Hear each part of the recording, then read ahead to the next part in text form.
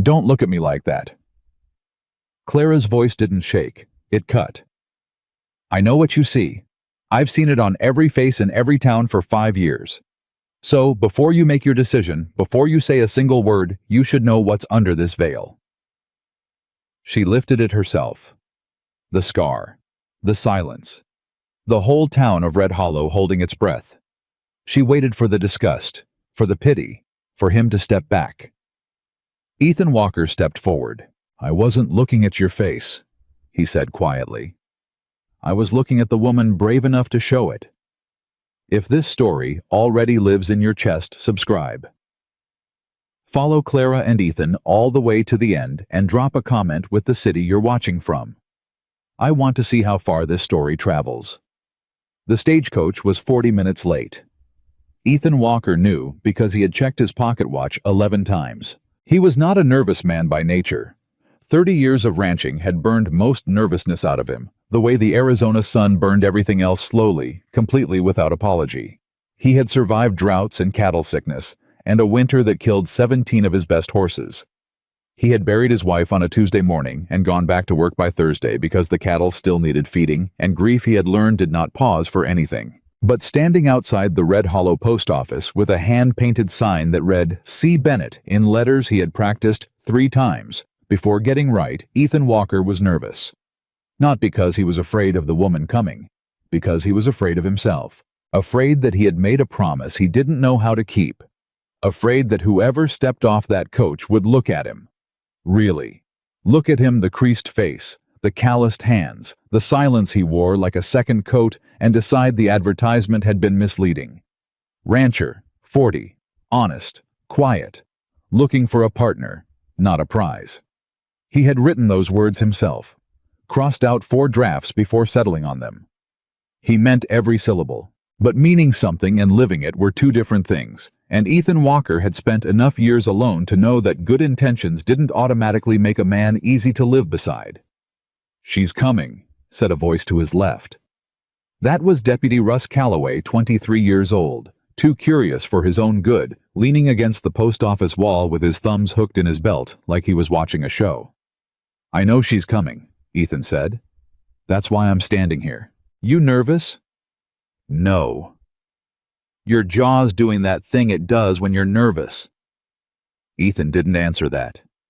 The stagecoach came around the corner of Main Street with its usual noise, the horses blowing hard, the wheels grinding the dry packed earth, the driver calling out, "Whoa, whoa," in a voice that had said those words 10,000 times and had no feeling left in them.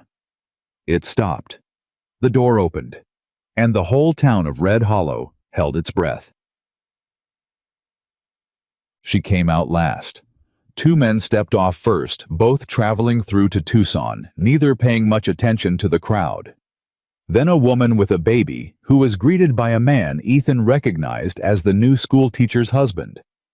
Then nothing for a long moment. Then a hand appeared on the doorframe. Small, gloved, gripping hard. Clara Bennett stepped onto the street of Red Hollow like someone stepping onto a stage they hadn't agreed to perform on. She was average height, wearing a dark traveling dress that had been mended at the left sleeve, and over her face covering everything from her hairline to her chin. She wore a veil of dark lace so thick that her features were completely invisible beneath it. The crowd reacted the way crowds always did to something they didn't understand. They went quiet first, then they started talking. Not to her, not in her direction. To each other in the voices people use when they think they're being discreet but aren't. What in the world? Is she sick? Why would she cover her face like that? Something must be wrong with her. Something must be... Clara heard every word. Ethan watched her hear them. Watched her shoulders draw slightly inward, the way a person moves when they're trying to take up less space in the world. Watched her chin drop just a fraction, the tiny retreat of someone who has been looked at this way before and has learned that the looking always ends the same. He walked forward before he thought about it. Not slowly, not with ceremony. He just walked forward, because she was standing alone in the middle of a street full of staring people, and that was not something he was willing to let continue. "Miss Bennett," he said. She looked up. Through the veil, he couldn't see her expression, but he could see the tension in her posture shift. Not disappear. Just shift the way tension does when it doesn't know yet whether the thing coming is safe. "Mr. Walker," she said. Her voice was steadier than he expected. Clear, careful, like someone who had rehearsed staying composed. "You had a long trip," he said. 3 days. "You must be tired." She paused. Something changed in the set of her jaw. "I need to say something before we go any further." Ethan waited. "I should have said it in the letters. I know that now. I thought—" Another pause. He could hear her steadying herself, pulling courage up from somewhere deep. "I thought it might not matter. That maybe I could just arrive and work hard and it wouldn't.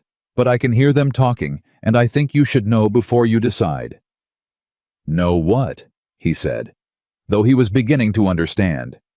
She reached up with both hands and lifted the veil.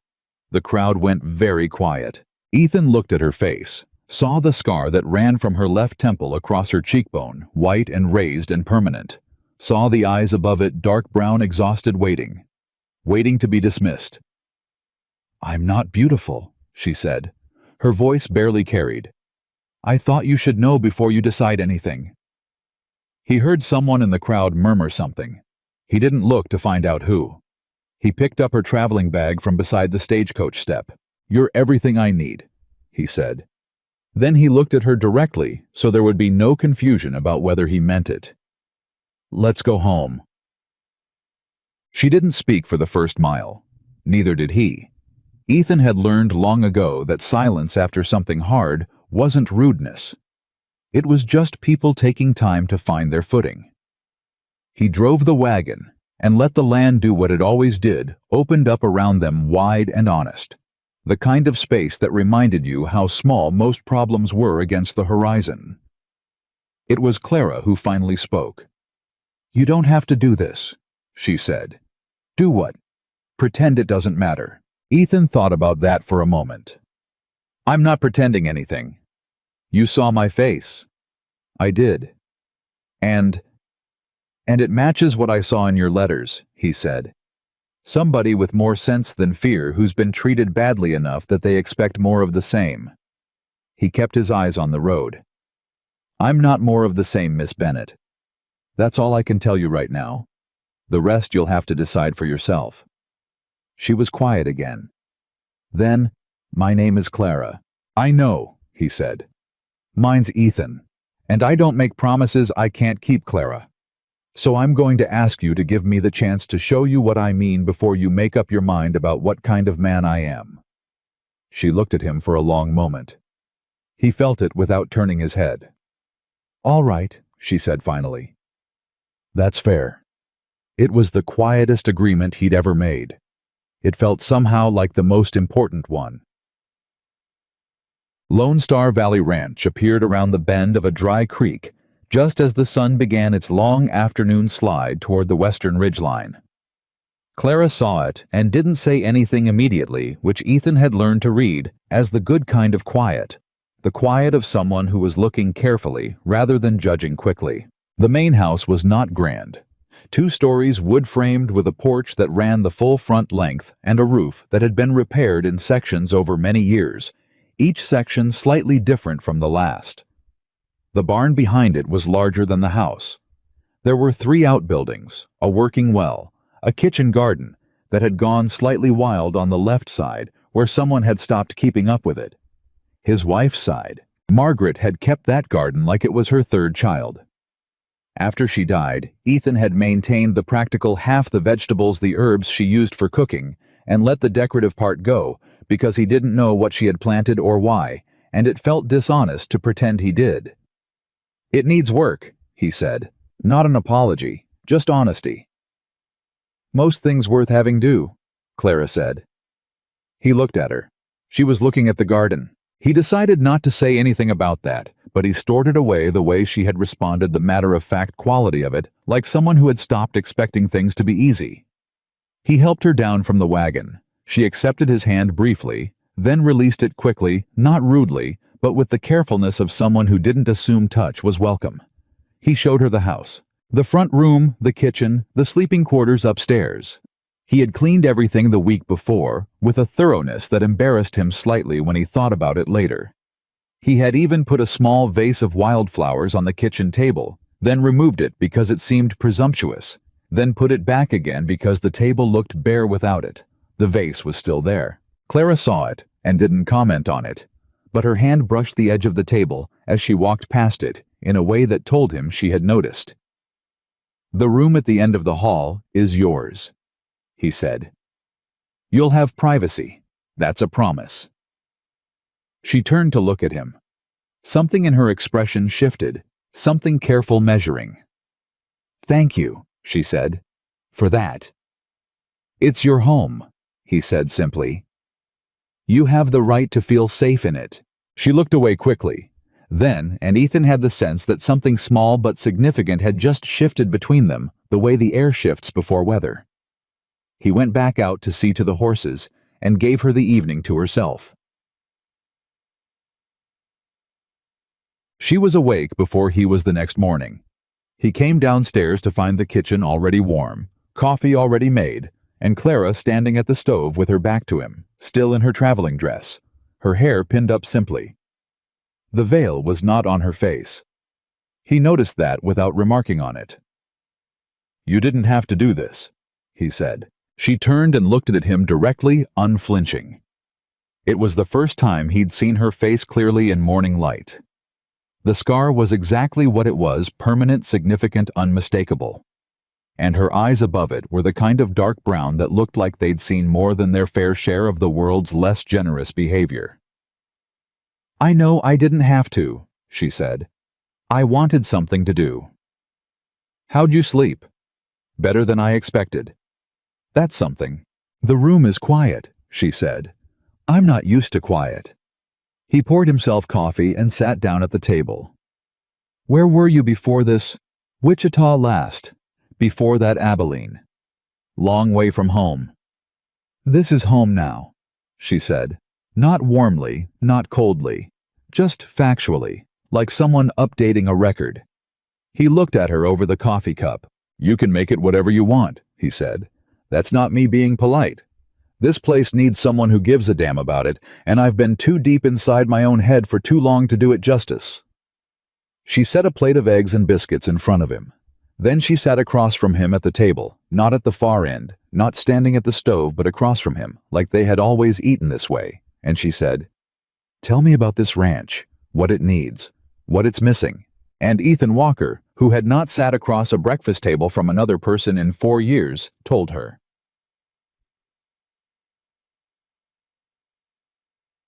By the end of the first week, something had shifted. Ethan noticed it the way you notice weather gradually, then all at once. Clara worked the way he worked, steadily, without complaint, without asking for recognition. She mended the back fence line on Thursday because she saw it needed doing and didn't ask permission first. She reorganized the kitchen with a practical logic that made him feel slightly ashamed he hadn't seen it himself. She carried water from the well without being asked, helped him with the evening feeding rounds, and once on the 4th evening, she found his injured dog Roper limping in the yard and sat down right there in the dust beside him and talked to the dog in a low voice while she examined his paw. Ethan watched that from the barn doorway for a full minute before she heard him. She looked up, and for half a second, he caught something on her face that wasn't the composed, careful expression she wore for everything else. Something warmer. Something that was just her, without the guardedness. Then it was gone. "He's got a cactus spine in his pad," she said. "Do you have tweezers?" "In the medicine cabinet, second shelf." She got them. She removed the spine. Roper licked her hand with the grateful generosity that dogs apply to anyone who makes them feel better, and Clara laughed a short, surprised sound like she'd forgotten she knew how to do it. Ethan had to look away because something in his chest did something he wasn't prepared for. Yeah, it was on a Sunday evening, 11 days after her arrival, that she said the thing that told him what he was really dealing with. They were on the porch after supper. The day had cooled to something bearable. Roper was asleep at Clara's feet, The dog had adopted her with a speed and completeness that Ethan found both amusing and faintly pointed, as if even the dog could see something Ethan was supposed to be paying attention to. "Can I ask you something?" he said. "You can ask," she said. "I might not answer." "Fair enough." He set down his coffee. "The letters you wrote, they were careful. Everything was careful, practical. You told me what you could do, what you needed, what you were offering. But you never said a single word about what you wanted." She was quiet. "I'm not asking you to say it now," he said quickly.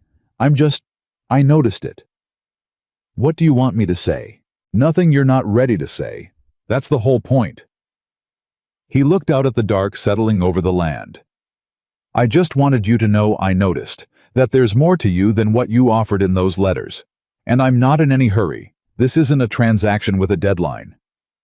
Clara was still for a long time. Then, "People spend their whole lives teaching you that what you want doesn't matter," she said quietly. "After a while, you stop bothering to figure out what it is." He heard the weight behind that, the years of it. "What did you want?" he asked, "before people taught you that lesson?" She looked down at Roper sleeping at her feet. "To teach," she said. "I wanted to be a teacher." "What happened?" She touched the scar without thinking about it, just one finger briefly on the edge of the raised white line. Then she seemed to realize what she was doing and dropped her hand. "The school board in Abilene decided a teacher with a scarred face would disturb the children," she said. "The school board in Wichita decided the same thing. The school board in 3 other towns before that decided the same thing." It's how the world works," she said. Not bitterly, not with self-pity, just with the flat accuracy of someone reporting facts they've had a long time to stop fighting. "I stopped being surprised by it." "You shouldn't have to stop being surprised by it," Ethan said. "It's wrong." She looked at him then, really looked at him in that direct way she had when something caught her off guard. "Yes," she said after a moment. "It is." Something in the word, in the way she let herself agree out loud with another person, felt like a door opening. Just a crack, but open. It was on the 14th day that Ethan learned about the fire. He learned it by accident. He was in the barn mending tack when 2 men he didn't know came by looking for work drifters moving through the kind that passed through Red Hollow a dozen times a season. He told them he wasn't hiring. They left, but on their way back to the road, he heard one of them say to the other, "That woman on the porch, I thought I recognized her. Wasn't she the one from that fire in Caldwell? The woman who—" Ethan stopped what he was doing. He went to the house. Clara was in the kitchen rolling pastry for a pie, her back to him. "The fire in Caldwell," he said. Her hands stopped moving. "Who told you about that?" she said carefully. "Some drifters passing through. One of them thought he recognized you." He leaned against the doorframe. "What happened?" She was quiet long enough that he thought she wasn't going to answer. Then she set down the rolling pin and turned around, and her expression was the most unguarded he had ever seen it. Not open exactly, but stripped of the careful composure she usually wore. "There was a fire," she said. "A boarding house in Caldwell. 5 years ago. And there was a child on the 2nd floor. A little girl 4 years old. Her mother had gone to fetch water, and by the time anyone realized the fire had spread, nobody could get to the stairs." He waited. "I was the closest," Clara said. "I went in." Ethan was very still. "I got her out," Clara said. "She was fine. A breath. "She's fine. She'd be 9 years old now. I think about that sometimes." "And the scar. A beam came down," she said simply, "while I was on the stairs. I was lucky it only caught my face and not my eyes." A pause. "I didn't think it was luck for a long time after, but I do now." Ethan said nothing for a long moment. What he felt was complicated in a way he didn't have immediate words for. Not pity, not sympathy exactly, something more like recognition. The recognition of someone who had been broken and rebuilt in ways that weren't visible on the surface. They turned you away from teaching because of a scar you got saving a child, he said. Yes. That's the most foolish thing I've ever heard. Something shifted in her expression, something like the edge of a smile, exhausted but real. It is rather. I'm sorry, he said. That it happened. All of it, the fire, what came after everything they took from you. You don't have to. I know I don't have to, he said. I want to. There's a difference. He looked at her steadily. Clara, what those people did, those school boards, those employers, all of them, they were wrong. That's not something you should have been taught to accept. She pressed her lips together. Nobody said that to me before, she said, very quietly, like the words surprised her coming out. Well, Ethan said, somebody should have. He turned and went back to the barn, because something was happening in the back of his throat that he didn't think it was fair to put on her right now. And Clara stood in the kitchen with flour on her hands and something happening behind her eyes that she hadn't felt in a very long time.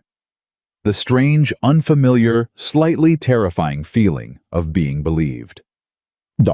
3 weeks after Clara's arrival, something happened that Ethan had not expected. She started pushing back. Not against him, against the way she had been living inside herself. He noticed it first when Hank Greer, his hired hand, made a comment at supper about the garden layout. Nothing particularly cruel, just dismissive, the casual dismissal men used when they didn't think a woman's opinion needed engaging with. That's a lot of work for something that won't produce much, Hank said about the flower section Clara had mentioned wanting to restore. Clara looked at him. It'll produce plenty, she said. Color for one thing, bees for another, and in case you haven't noticed, the kitchen garden on the practical side gets better pollination when there are flowers nearby. I've been watching it for 3 weeks, and the correlation is clear. Hank opened his mouth, closed it. Ethan looked at his plate to hide something. After supper, he found Clara in the kitchen cleaning up, and she was very carefully not looking at him. Was that too much? She asked. No, he said. I don't usually. I know, he said. And it wasn't too much. He picked up a dish to dry. It was exactly right. You knew something. You said it. That's how it works here. She was quiet. Then, I keep waiting for the consequence. For what? For saying what I think. For... She shook her head. People didn't usually like it when I did. Then they were wrong about that too, he said, along with everything else. She looked at him. Why are you being kind to me? She said. Not suspiciously, not bitterly, with the genuine bewilderment of someone who genuinely didn't understand the logic. He thought about it carefully before he answered. Because you came here scared, he said at last. And you stayed honest anyway. And you work harder than anyone I've known in years, and you've never once asked me to tell you you're doing a good job. He set the dish down. Because you deserve somebody in your corner, Clara, and I'm in a position to be that person. It's not complicated. She looked at him for a long time. Then she turned back to the dishes. Thank you, she said. So quietly he almost didn't catch it. But he did. Oh. It was 4 weeks to the day after her arrival that Ethan Walker stood on his own porch in the early morning dark and understood that he was in serious danger of something he had not planned for. He was not a man who moved quickly toward anything emotional. He had learned to be careful with his own heart, the way you learn to be careful with anything that if it breaks, you cannot easily repair. But there it was. Something had happened in the last 4 weeks that he couldn't account for in practical terms. Something about the way she stood at the kitchen window thinking, the way she laughed at Roper's attempts at dignity, the way she asked his opinion about things and then listened to the answer, really listened, not waiting for her turn to speak, but actually absorbing what he said. The way she had, without fanfare, without announcement, become part of the daily rhythm of this place. He had built a ranch for one. He had been living like a man who deserved only that. And somewhere in the last 4 weeks, without either of them making a decision about it, This house had started feeling like it was built for two. He stood there in the dark for a long time. Then he went inside. And he started thinking for the first time in years about what the future might actually look like. Not alone, not empty, but with someone beside him who had come here broken and was slowly, quietly, stubbornly putting herself back together, and who made him want to be someone worthy of watching that happen.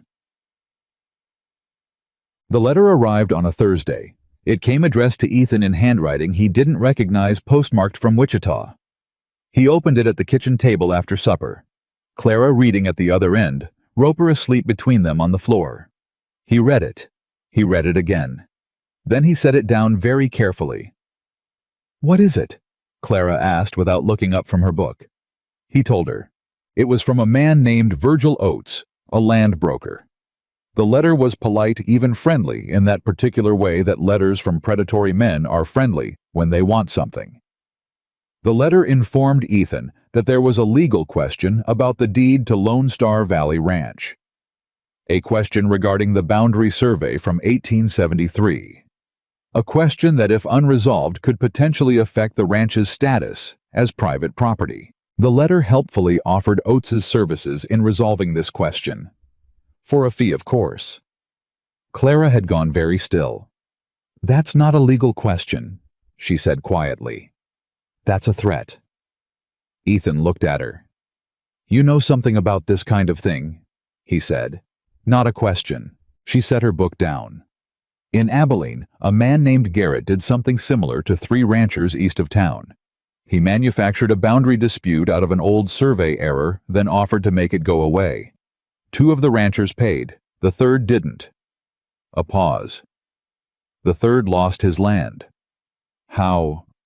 Garrett had a county surveyor on his payroll, she said. By the time anyone realized what had happened, the paperwork was done. Ethan stared at the letter. "What did you do?" he asked. "In Abilene, when you found out." "I wrote to the Territorial Land Office," she said, "and I found the original survey records from the county clerk's archive." She met his eyes. The ones Garrett didn't know existed. Ethan was very still for a moment. "You stopped him," he said. "The 3rd rancher stopped him," she said. "I just helped him find what he needed." Ethan looked at her across the table at this woman who had arrived 3 weeks ago behind a veil, who had moved through his house like someone expecting to be asked to leave at any moment, who had rebuilt the kitchen garden and reorganized his medicine cabinet and made his dog fat and happy, and he thought, "There is so much more here than you ever told me." "Clara," he said. "Yes. I'm going to need your help with this." And Clara Bennett, who had spent 5 years being told she wasn't useful, wasn't wanted, wasn't worth having around, looked at Ethan Walker across that kitchen table and felt something in her chest do something she'd forgotten it was capable of. She felt necessary. "Then let's get to work," she said. By Friday morning they were already at the county clerk's office, and by Friday evening they had found the first thread. And when Clara pulled that thread, looking at Ethan from across the clerk's wooden counter, with ink on her fingers, and the focused light in her eyes of someone who had found exactly what she was looking for, Ethan Walker understood something clearly for the first time. He hadn't placed that advertisement looking for someone to fill a space. He had been looking for this, not an arrangement, not a convenience, a partner. And somehow, against every reasonable expectation, she had found her way here. The county clerk's name was Horace Finley, and he had the energy of a man who had spent 30 years protecting paper from people who wanted to change what the paper said. He was small, precise, and deeply suspicious of anyone who walked through his door with urgency. "Survey records from 1873, he said, pushing his glasses up his nose. "That's a long time ago." "Yes," Clara said, "which is exactly why we need to see them." "May I ask why?" "Because someone is using an alleged error in those records to threaten a legal claim against this ranch," she said. "And we'd like to see the original before that someone has the opportunity to make it disappear." Horace Finley looked at her. Then he looked at Ethan. Then he looked back at Clara with the expression of a man recalibrating something. "You've dealt with this kind of thing before," he said. I have, she said. He went to the back room. Ethan stood beside Clara at the counter and said nothing. He had watched her walk into this office 40 minutes ago and become someone he hadn't seen before, not the careful, guarded woman who moved through his house like she was waiting for permission, but someone else entirely. Precise, focused, unafraid. He liked it considerably. Finley came back with a leather-bound ledger and 2 rolled survey maps. He set them on the counter and stepped back. Clara opened the ledger first. She didn't touch the maps. She read 3 pages of the ledger with the concentration of someone who already knew what they were looking for and was simply confirming it was there. Here, she said. She turned the ledger so Ethan could see. Her finger rested on a line of clerk's handwriting from 1873. The original survey was conducted by a man named T.R. Alcott, she said. He filed the boundary description with this office, and it was recorded in the county deed register. She looked up. Mr. Finley, is that deed register still here? Everything's still here, Finley said with the pride of a man who considered this his greatest achievement. I've never lost a document in 22 years. Then I need the deed register for the years 1872 through 1875, she said. And I need to know whether anyone has requested access to these survey maps in the last 6 months. Finley went still. Why would that matter? Because if someone is manufacturing a boundary dispute, Clara said, the first thing they need to do is study the original so they know where to introduce the error. She looked at him steadily. Have these records been accessed recently? Horace Finley pressed his lips together. 2 months ago, he said quietly. A lawyer from Tucson said he was doing a title search for a client purchasing property nearby. Ethan looked at Clara. Clara looked at Ethan. What was the lawyer's name? Ethan said. Monroe, Finley said. J.T. Monroe. Clara pulled Virgil Oates's letter from her coat pocket and set it on the counter, smoothing it flat. Is this a name you recognize? She said, pointing to the signature. Finley read it.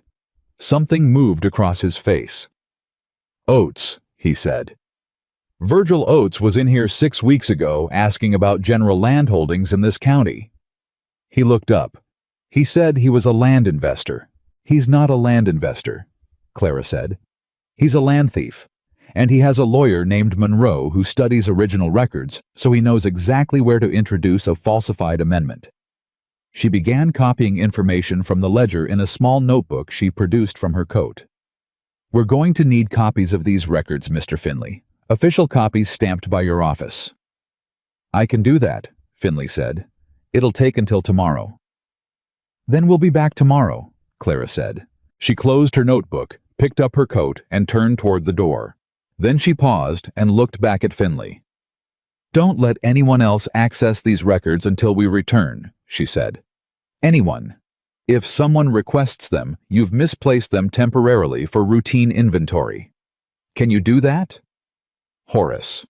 Finley straightened slightly. Miss Bennett, he said. I have been protecting documents in this office for 22 years. He paused. No one's touching these records. Outside in the street, Ethan walked beside Clara for half a block before he said anything.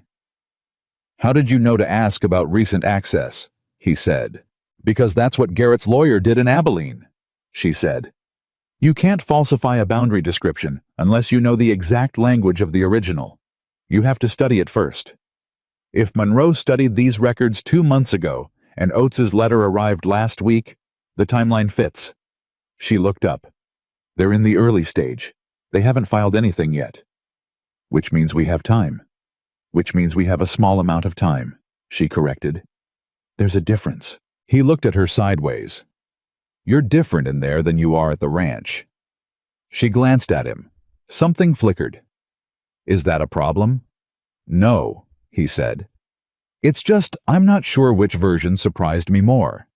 The one who spent an hour with Roper last night when he was restless, or the one who just walked into a county clerk's office and ran the entire conversation inside of 12 minutes. Clara looked forward. They're the same person. I know, Ethan said. That's what I mean. She was quiet for a moment. Then, The world didn't like it when I knew things. It made them uncomfortable. I learned to put it away. Put it away around them, Ethan said. Not around me. She looked at him then. Something in his expression was entirely serious and entirely calm, the way Ethan Walker always was when he meant something completely. She looked away first, but she didn't argue. They had work to do. The ride back to the ranch was different from the ride home on her first day. Not warmer exactly, or rather warmer in a way that had stopped being surprising and started being something she could feel in the steadier rhythm of her own breathing. Ethan drove and she sat beside him with her notebook open, reading through the information she'd copied, cross-referencing it against the details in Oates's letter, her handwriting small and precise in the fading evening light. The boundary description in the original survey runs along the dry creek bed to a point marked by 3 cottonwood trees, she said.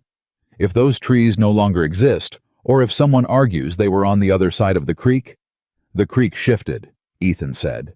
She looked up. About 15 years ago, he said. Flash flood. The channel moved about 40 feet east. He paused. I know because I spent 3 weeks that summer redigging the irrigation line. Clara stared at him. Ethan, that's what they're going to use. He glanced at her. If the original survey marks a boundary by the creek and the creek has moved, they can argue that the legal boundary moved with it, she said, which would put 40 feet of your eastern pasture outside your deed. She calculated quickly. That's the line that runs closest to the main road. The most valuable 40 feet of the property, he said, which they'd then claim as disputed territory, she said, and which Oates would offer to resolve for a fee. And if you didn't pay, they'd file a legal claim, Ethan finished, and the litigation would cost more than the fee. They looked at each other in the pale evening light. We need proof of the creek's original position, Clara said. Something that predates the flood, a photograph, a second survey.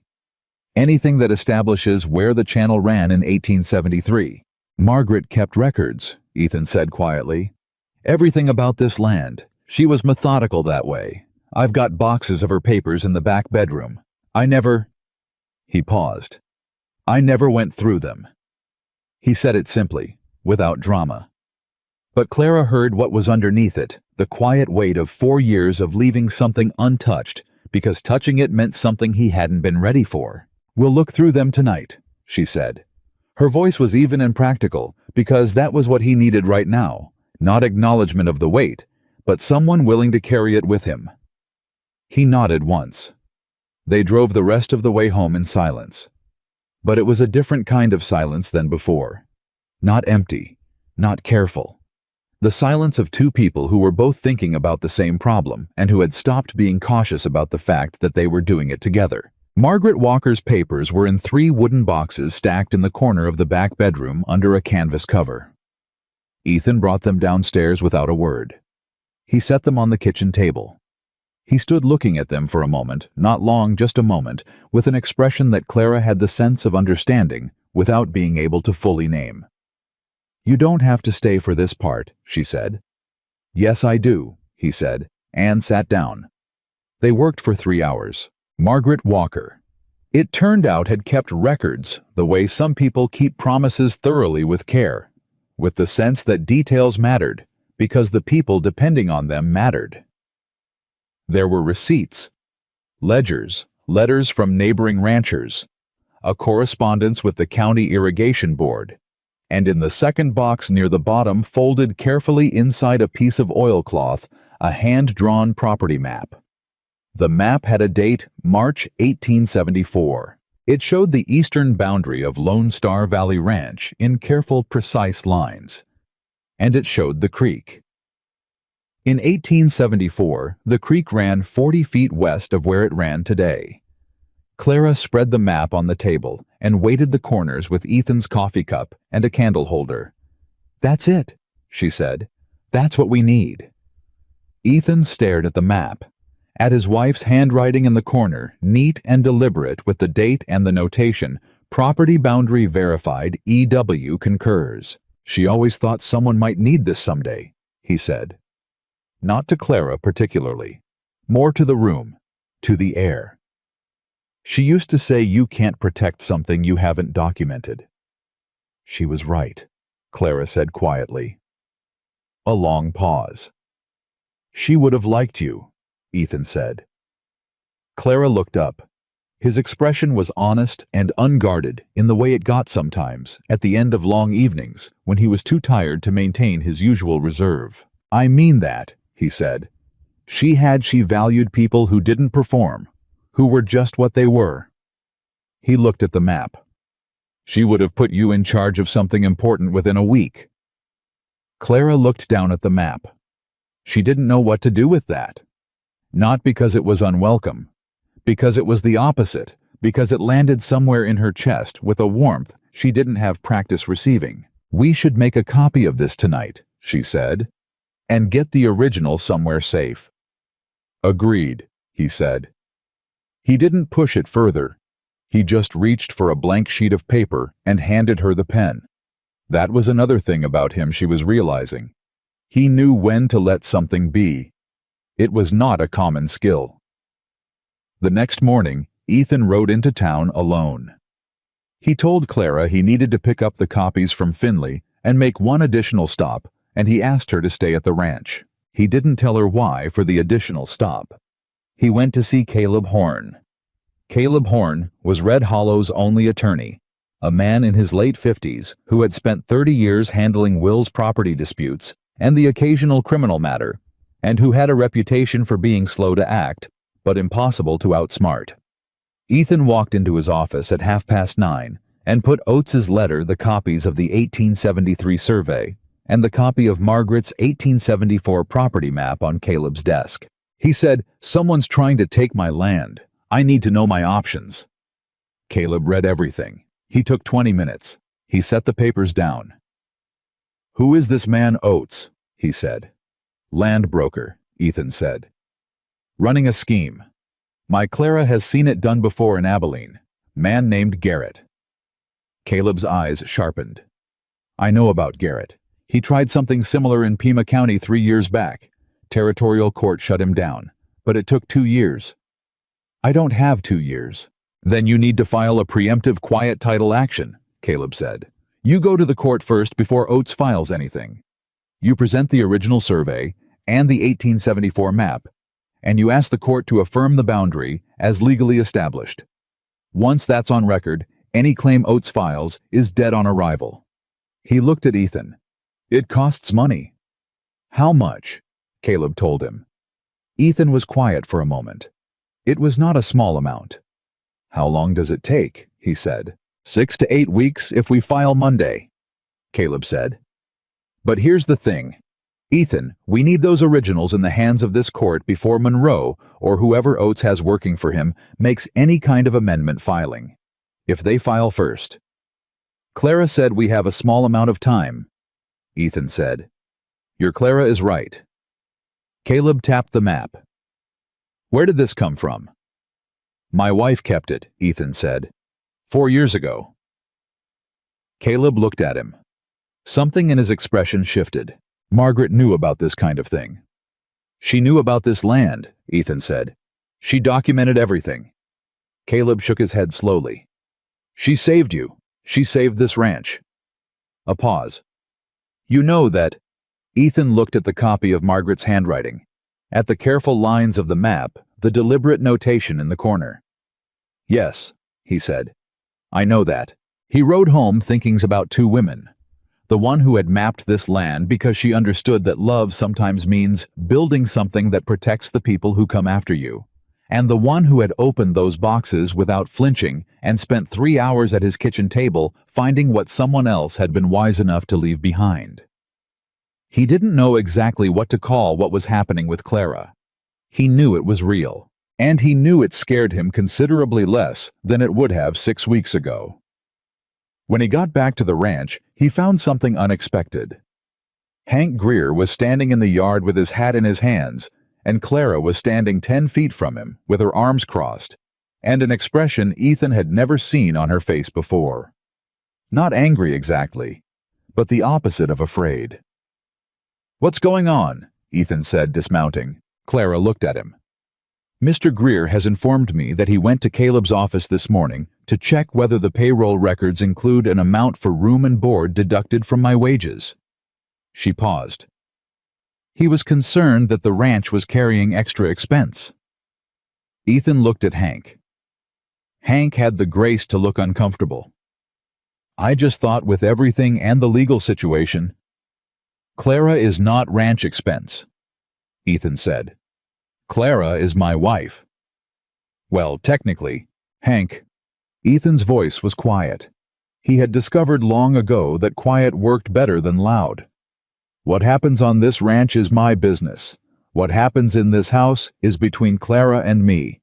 If you have a concern about payroll, you bring it to me, not to the county clerk's office, and not to anyone else.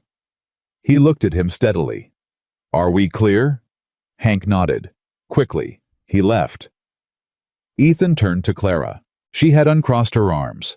Something in her expression had changed, not back to the careful guardedness she usually wore, but to something quieter, slightly undone. You didn't have to do that, she said. Yes, I did, he said. And more to the point, you were handling it fine on your own. I was. I know. Something crossed his face. That's not a criticism. She looked at him for a moment. He made me feel like an accounting problem. People do that, Ethan said. When they don't know what to do with someone, they can't categorize. Is that why people did it to me? A pause. Because of the scar. Because of all of it, he said.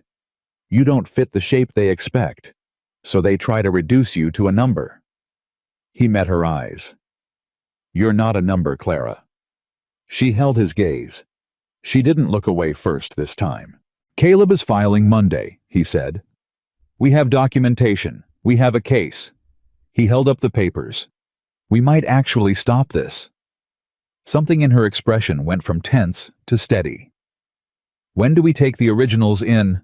Tomorrow morning, he said. I'd like you to come. I'm coming, she said. Not a question. Not asking permission. A fact. He smiled at that. Not broadly. Ethan didn't do things broadly, but enough that she could see it. That afternoon, 3 things happened. The first was that Roper developed the opinion that the corner of Clara's apron was a toy, and she spent 20 minutes pretending to be annoyed about it while clearly not being annoyed at all. The second was that a neighbor, Tom Ridley, from the adjacent spread, came by for a conversation about the irrigation channel they shared.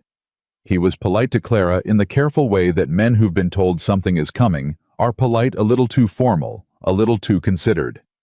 But he looked at her when she spoke, which was more than some managed. The third was a letter. It arrived with Tom Ridley, who said the postwriter had handed it off at his gate. Ethan opened it at the kitchen table. He read it, set it down. Clara, he said. She came in from the side room where she'd been sorting through additional documents. She looked at his face. What is it? He handed her the letter. It was from Monroe, the Tucson attorney. Not addressed to Ethan this time. Addressed to both of them. Mr. and Mrs. Walker. It was polite. It was regretful. It expressed concern about the situation and explained that there had been a title examination and certain questions had emerged that really needed to be addressed promptly. It mentioned a meeting. Friday of the following week, at the Red Hollow Town Hall, and it mentioned that Virgil Oates and a representative of the Territorial Land Commissioner's office would both be present. The Territorial Land Commissioner. Clara set the letter down carefully. They're escalating, she said. They brought in official cover. Can they do that? If they've already started the paperwork with the Land Commissioner's office, yes. She thought for a moment. It means they found something. Or they created something. Either way we need Caleb. Today, she said. Not Monday. Today. Ethan was already putting on his coat. She grabbed hers. They were at Caleb Horn's office inside of an hour, and the look on Caleb's face when he read Monroe's letter told both of them what they needed to know before he said a word. This changes things, Caleb said. How much? Ethan said. If they've genuinely filed with the land commissioner, they've moved faster than I anticipated. He set the letter down. We need to file the quiet title petition today, this afternoon. Can you do that? Clara said. I can if you authorize it. Authorized, Ethan said without hesitation. Caleb looked at Clara. There's something else. Tell me, she said. Monroe is a territorial attorney, Caleb said. He has influence with the land commissioner's office that I don't have. If this goes to a territorial level hearing, the local documentation, the 1874 map, the survey copies may not be enough on its own. He paused. We need a witness. Someone who can testify to the creek's original position. Someone who was here before the flood. Ethan thought. Tom Ridley. He's been on his spread since 1869. Is he willing to testify? I can ask him. Then ask him today, Caleb said. And there's one more thing. He looked at Clara directly. You said you encountered this scheme in Abilene. You said the man who ran it was Garrett. Yes. Do you know what happened to him? He was stopped, Clara said. The territorial court. I know what the court record says, Caleb said. What I'm asking is, was he prosecuted? Clara frowned. No. The court affirmed the original deeds, but Garrett was never charged with anything criminal. She stopped. Something moved across her face. He moved on, she said. He went somewhere else. She looked at Ethan. Ethan saw it at the same moment she did. Virgil Oates, he said slowly. Clara picked up Monroe's letter and looked at the signature. In Abilene, she said. Garrett worked with a junior partner, a man who handled the paperwork and the county office communications. She looked up.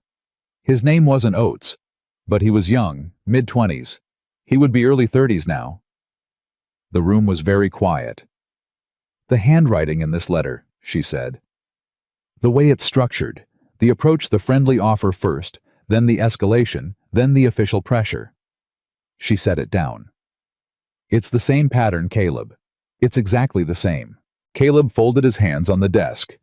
Then we may not just be dealing with a local scheme. No, Clara said. We may be dealing with someone who has been doing this for years, and who has been getting better at it. She looked at Ethan. He was watching her with an expression she was starting to recognize, steady. Certain that particular quality of attention that meant he was taking in not just what she was saying, but what it cost her to say it.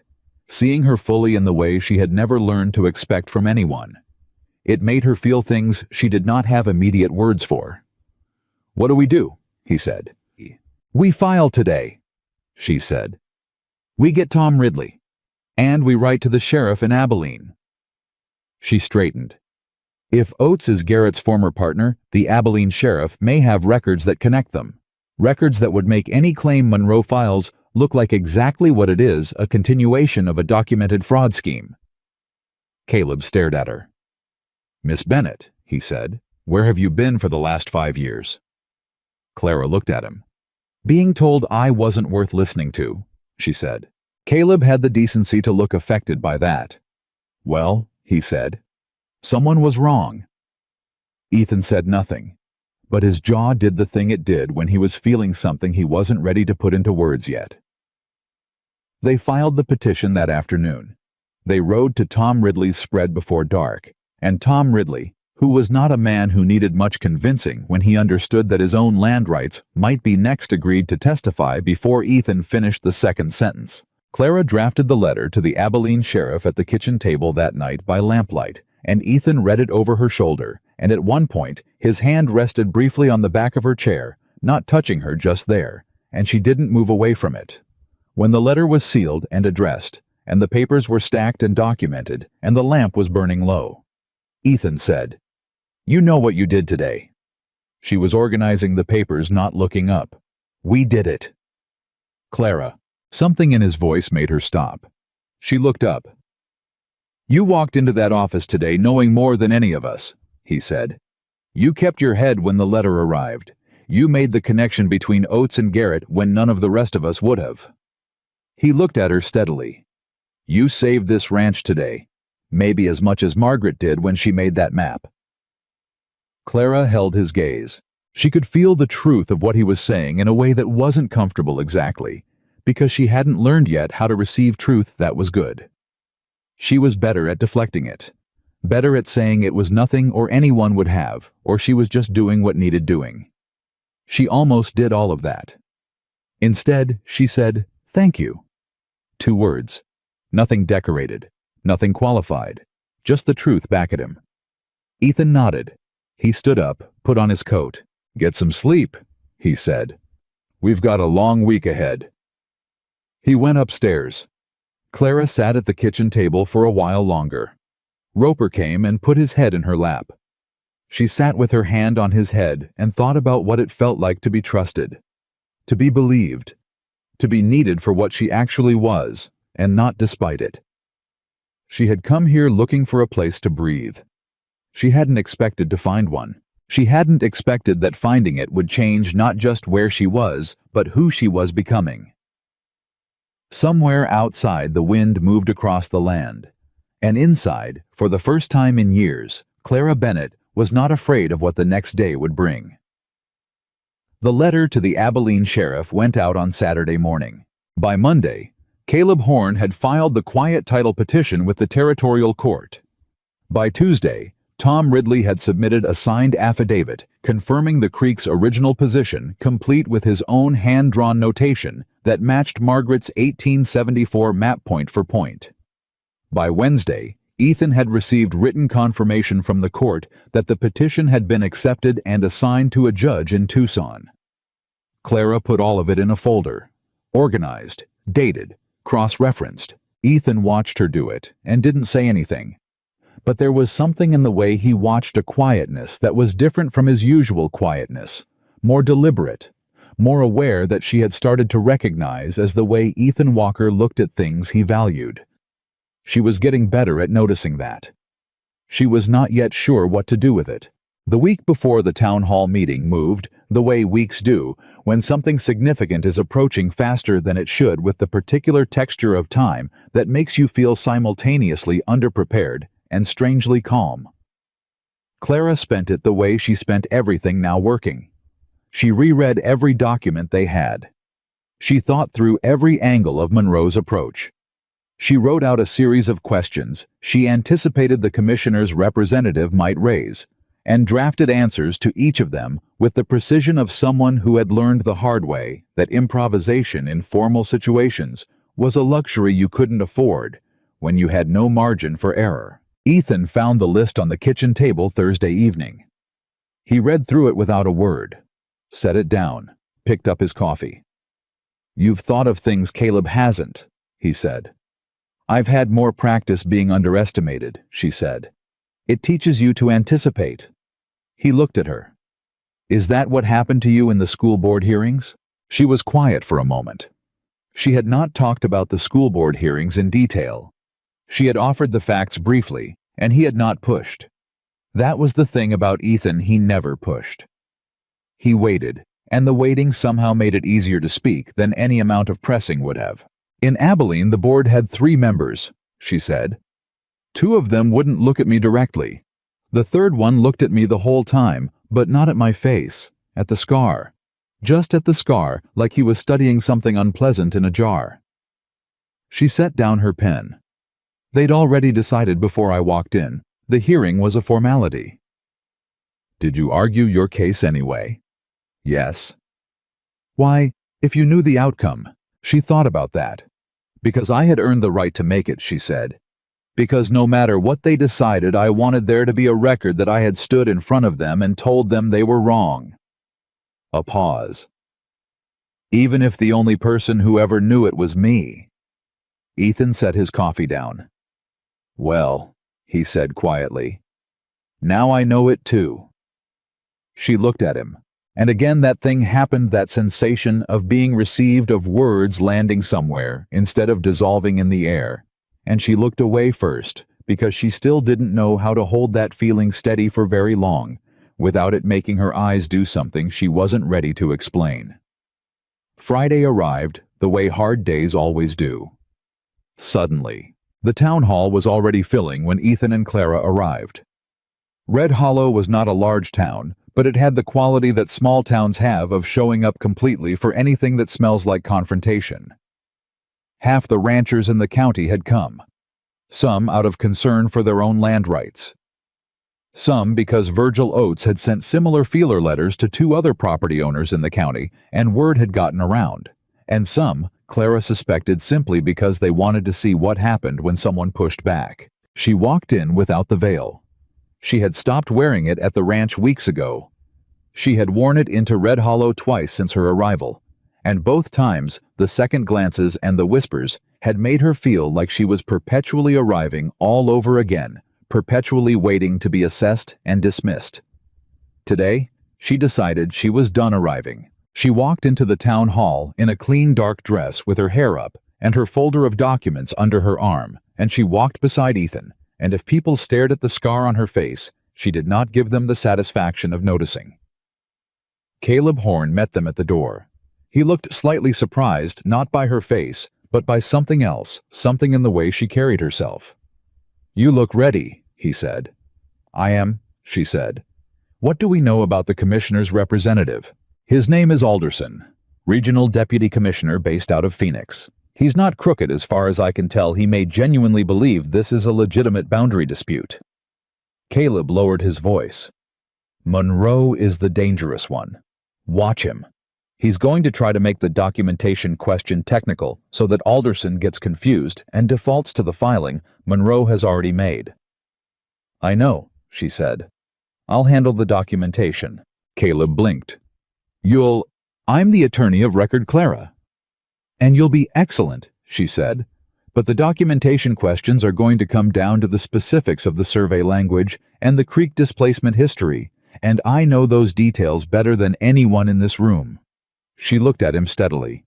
"I'm not stepping on your case. I'm telling you where I can be most useful." Caleb looked at Ethan. Ethan said, "She's right." Caleb absorbed this. Then he nodded. They took their seats. Oates was already there across the room. He was not what Clara had pictured. She had pictured someone overtly unpleasant, the kind of man who announces his character through his face.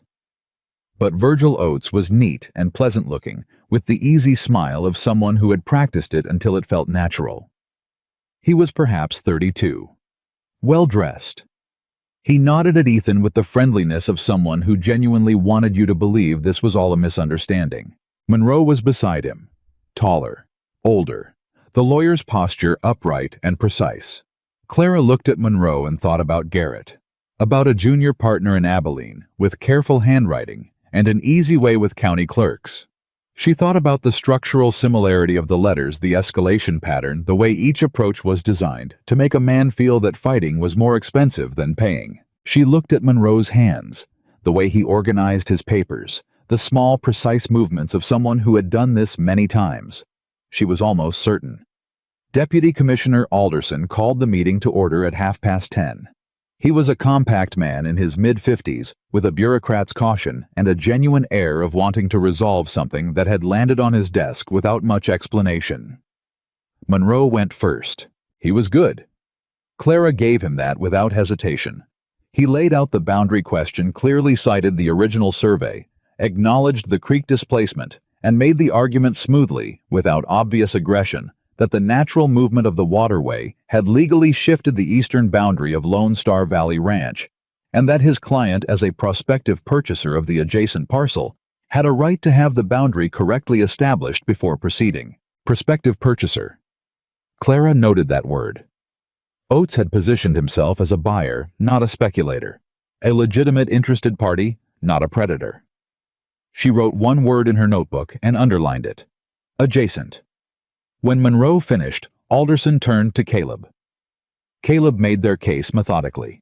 He introduced the quiet title petition, entered the 1873 survey and the 1874 map into evidence, and submitted Tom Ridley's affidavit. He was thorough and clear. Then Monroe stood up again. "Mr. Horn," he said, with the friendliness of a man who has a weapon he hasn't shown yet. "The 1874 map you've introduced, do you know who created it?" "The notation indicates it was created by Margaret Walker," Caleb said. "Margaret Walker being the previous Mrs. Walker," Monroe said. Not a professional surveyor, not a licensed property assessor, a rancher's wife. He let that settle for a moment. I don't say this to disrespect the deceased, but in a formal boundary dispute, a hand-drawn map by a private citizen with no professional surveying credentials is what we might call informal documentation. Several people in the room shifted. Alderson made a note. Clara had anticipated this. She had anticipated it 3 days ago, and she had the answer ready, but she made herself wait 4 seconds long enough to breathe long enough to be certain before she stood up. "Miss Bennett," Caleb said. "Mrs. Walker," she said for the room. Then to Alderson. "May I address that point, Commissioner?" Alderson looked at Monroe. Monroe spread his hands in a generous gesture, of course. "The 1874 map was created by Margaret Walker," Clara said. "But it was not created independently. In the lower right corner of the map, there is a notation that reads, 'Property boundary, verified EW concurs.' EW is Ethan Walker, who can testify in this proceeding that he was present when the map was drawn and confirmed its accuracy." She opened her folder. "Furthermore, the map was drawn in March of 1874, 14 months after the original T.R. Alcott survey was filed with the county clerk's office. The boundary positions on both documents are in complete agreement. 2 independent records produced 14 months apart showing the same boundary in the same position. That's not informal documentation, Mr. Monroe. That's corroboration." Monroe didn't move. "Additionally," she said, "the creek displacement you have cited as the basis for your client's boundary claim occurred in approximately 1866, per the flood records on file with the County Irrigation Board, which I have also obtained." She produced that document and held it out toward Alderson. "The relevant question is not where the creek runs today. The relevant question is where the legal boundary was established at the time of original filing, and whether a natural geographical event subsequent to that filing has any legal standing to alter a recorded deed." She looked at Alderson directly. "In territorial land law, it does not. A natural event does not retroactively redraw a legal boundary. The boundary remains where it was legally recorded regardless of where water decides to run afterward." The room was very quiet. Alderson was looking at her with undisguised interest. Monroe was looking at her with an expression that had stopped being friendly. "That's an argument for the court," Monroe said. "Not for this meeting." "You're right," Clara said. "And the court will hear it because Mr. Walker has already filed a quiet title petition which was accepted on Monday and assigned to Judge Harlow in Tucson." She turned to Alderson. "The question I'd like to put to you, Commissioner, is whether the Territorial Land Commissioner's office was made aware of that filing when Mr. Monroe requested your office's involvement in this proceeding." Alderson turned to Monroe. Monroe said, "The petition was filed after—" "The petition was filed the same day your letter arrived," Clara said. "Saturday's filing record from Caleb Horn's office confirms the date. We filed within hours of receiving your letter." She kept her voice even. "Factual." "Were you informed of that, Commissioner?" Alderson looked at Monroe. Monroe said nothing. "I was not," Alderson said. The 2 words landed in the room like stones in still water. Monroe recovered quickly. He had the experience to recover quickly. He turned toward Alderson and began explaining the timeline, his version of it carefully structured, and Clara sat down because she had done what needed doing, and she knew better than to push past a moment when the moment was already working. Ethan's knee pressed briefly against hers under the table, not dramatically, not conspicuously, just for a second, just enough. She didn't move away. The meeting recessed for 20 minutes. When Alderson came back, he informed the room that given the pending court filing, it was not appropriate for the Commissioner's office to take any further independent action in the matter until the Tucson court had rendered its decision. In practical terms, Monroe had no official cover anymore. In practical terms, they had won the day. Oates across the room was looking at Clara with an expression that had dropped the pleasantness entirely. What was underneath it wasn't anger exactly. It was the look of a man recalculating. It was, Clara thought the look of someone who had been certain he understood the people he was dealing with and had just discovered he didn't. That was the part she hadn't expected to enjoy as much as she did. Outside afterward in the street, there was a moment that Clara would think about for a long time after. A woman approached them. She was perhaps 60, well-dressed, the wife of one of the larger landowners in the county. A woman named Grace Aldford, whose husband had the kind of money and standing that made his wife's opinions matter to people who cared about such things. She stopped in front of Clara with the deliberate manner of someone who has made a decision. "That was very well done, Mrs. Walker," she said. Clara looked at her. She was not unaware that this woman had been among those staring at her veil on the day she arrived. "Thank you," Clara said. Grace Aldford nodded. Then she said quietly, almost to herself, "I owe you an apology for the day you arrived." She looked at Clara directly. "I was one of the people whispering. I'm not proud of it." Clara was still for a moment. It was not what she had expected. "I appreciate you saying so," she said. And she meant it, not because the apology erased anything, but because the woman had chosen to offer it without being asked, and that was worth something. Grace nodded again and moved on. Caleb appeared at Ethan's elbow. "I need a drink," he said. "That went better than I expected, and somehow I'm still exhausted." "You did well," Ethan said. "She did well," Caleb said with a nod toward Clara. "I followed her lead on the documentation argument. I'm not too old to admit when someone in the room knows more than I do." Clara began to say something self-deprecating. Ethan looked at her, just looked at her, not with any particular expression, just with that steady, complete attention that he had. The look that meant, "Don't do that." She closed her mouth. She didn't say the self-deprecating thing. That was its own kind of progress. But the day was not finished. They were walking toward the wagon when it happened. A man stepped out from beside the hardware store. Not Oates, not Monroe, but a third man Clara hadn't noticed in the meeting. Someone who had sat in the back row. He was large, with the weathered look of someone who worked outside, and he planted himself in their path with the practiced casualness of a person who wants to seem unthreatening while doing something threatening. "Walker," he said. Ethan stopped. "I work for Oates," the man said. "My name doesn't matter. What matters is I've been asked to give you a message." "Then give it," Ethan said. "Mr. Oates is a patient man. He's been doing this kind of work for a long time, and he's found that when people fight, things tend to get complicated." A pause waited. Ranching is a dangerous business. Accidents happen. Livestock go missing. Wells get contaminated. He let that sit. He wants Mr. and Mrs. Walker to consider whether the legal battle they're about to begin is worth the inconvenience. The street was quiet. 2 people across the way had stopped to listen. Ethan said nothing for a moment. Then he said very quietly, "Are you threatening my wife?" The man's eyes moved to Clara. Clara looked back at him without flinching. "I'm delivering a message," the man said. "Then deliver this one back," Ethan said. "I've been on this land for 15 years. I've survived drought and flood and sickness and loss, and I'm still standing. And anyone who decides to come after my ranch or my wife should understand exactly what they're choosing to walk toward." He took one step forward.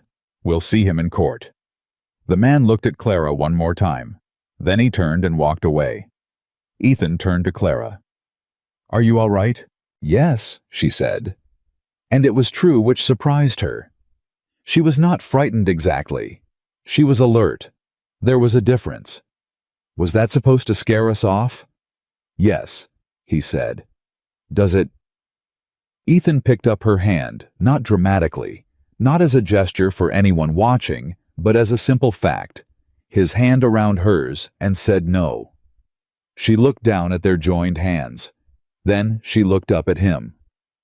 "Good," she said, "because I'm not done yet." They went to Caleb immediately. They told him about the man outside.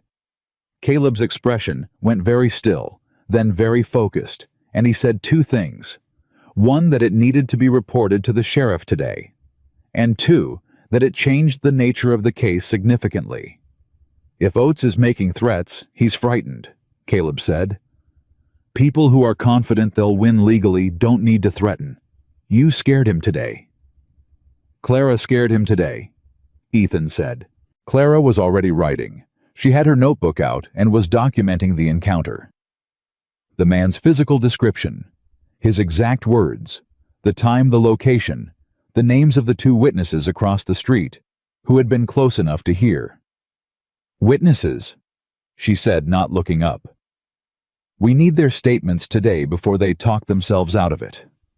I'll go now, Caleb said. I'll come with you, Clara said. They'll be more likely to give a statement if it's requested by a woman than by an attorney, less formal. Caleb opened his mouth and then closed it. She's right again, Ethan said. They got both statements within the hour. By evening, the sheriff had a formal incident report on file. By the next morning, Caleb had filed an amended motion with the Tucson court, noting the witness intimidation incident and requesting expedited review. But that evening, something happened that none of the legal maneuvering had prepared Clara for. She was in the kitchen when Ethan came in from outside. He had been talking to Tom Ridley, who had stopped by after learning about the threat. She heard the door, heard the sound of him hanging up his coat, and then he came into the kitchen and stopped. She was at the table. But she wasn't writing. She had her hands flat on the table in front of her, and she was looking at nothing in particular with an expression that she became aware of only when she felt Ethan's attention on it. He sat down across from her. "What is it?" he said. She looked at him. "Nothing about the case." "I know," he said. "What is it?" She looked down at her hands. "That woman, Grace Aldford." "Yes." "She apologized," Clara said, "for the whispering when I arrived." "I heard," he said. "I didn't expect it," she said.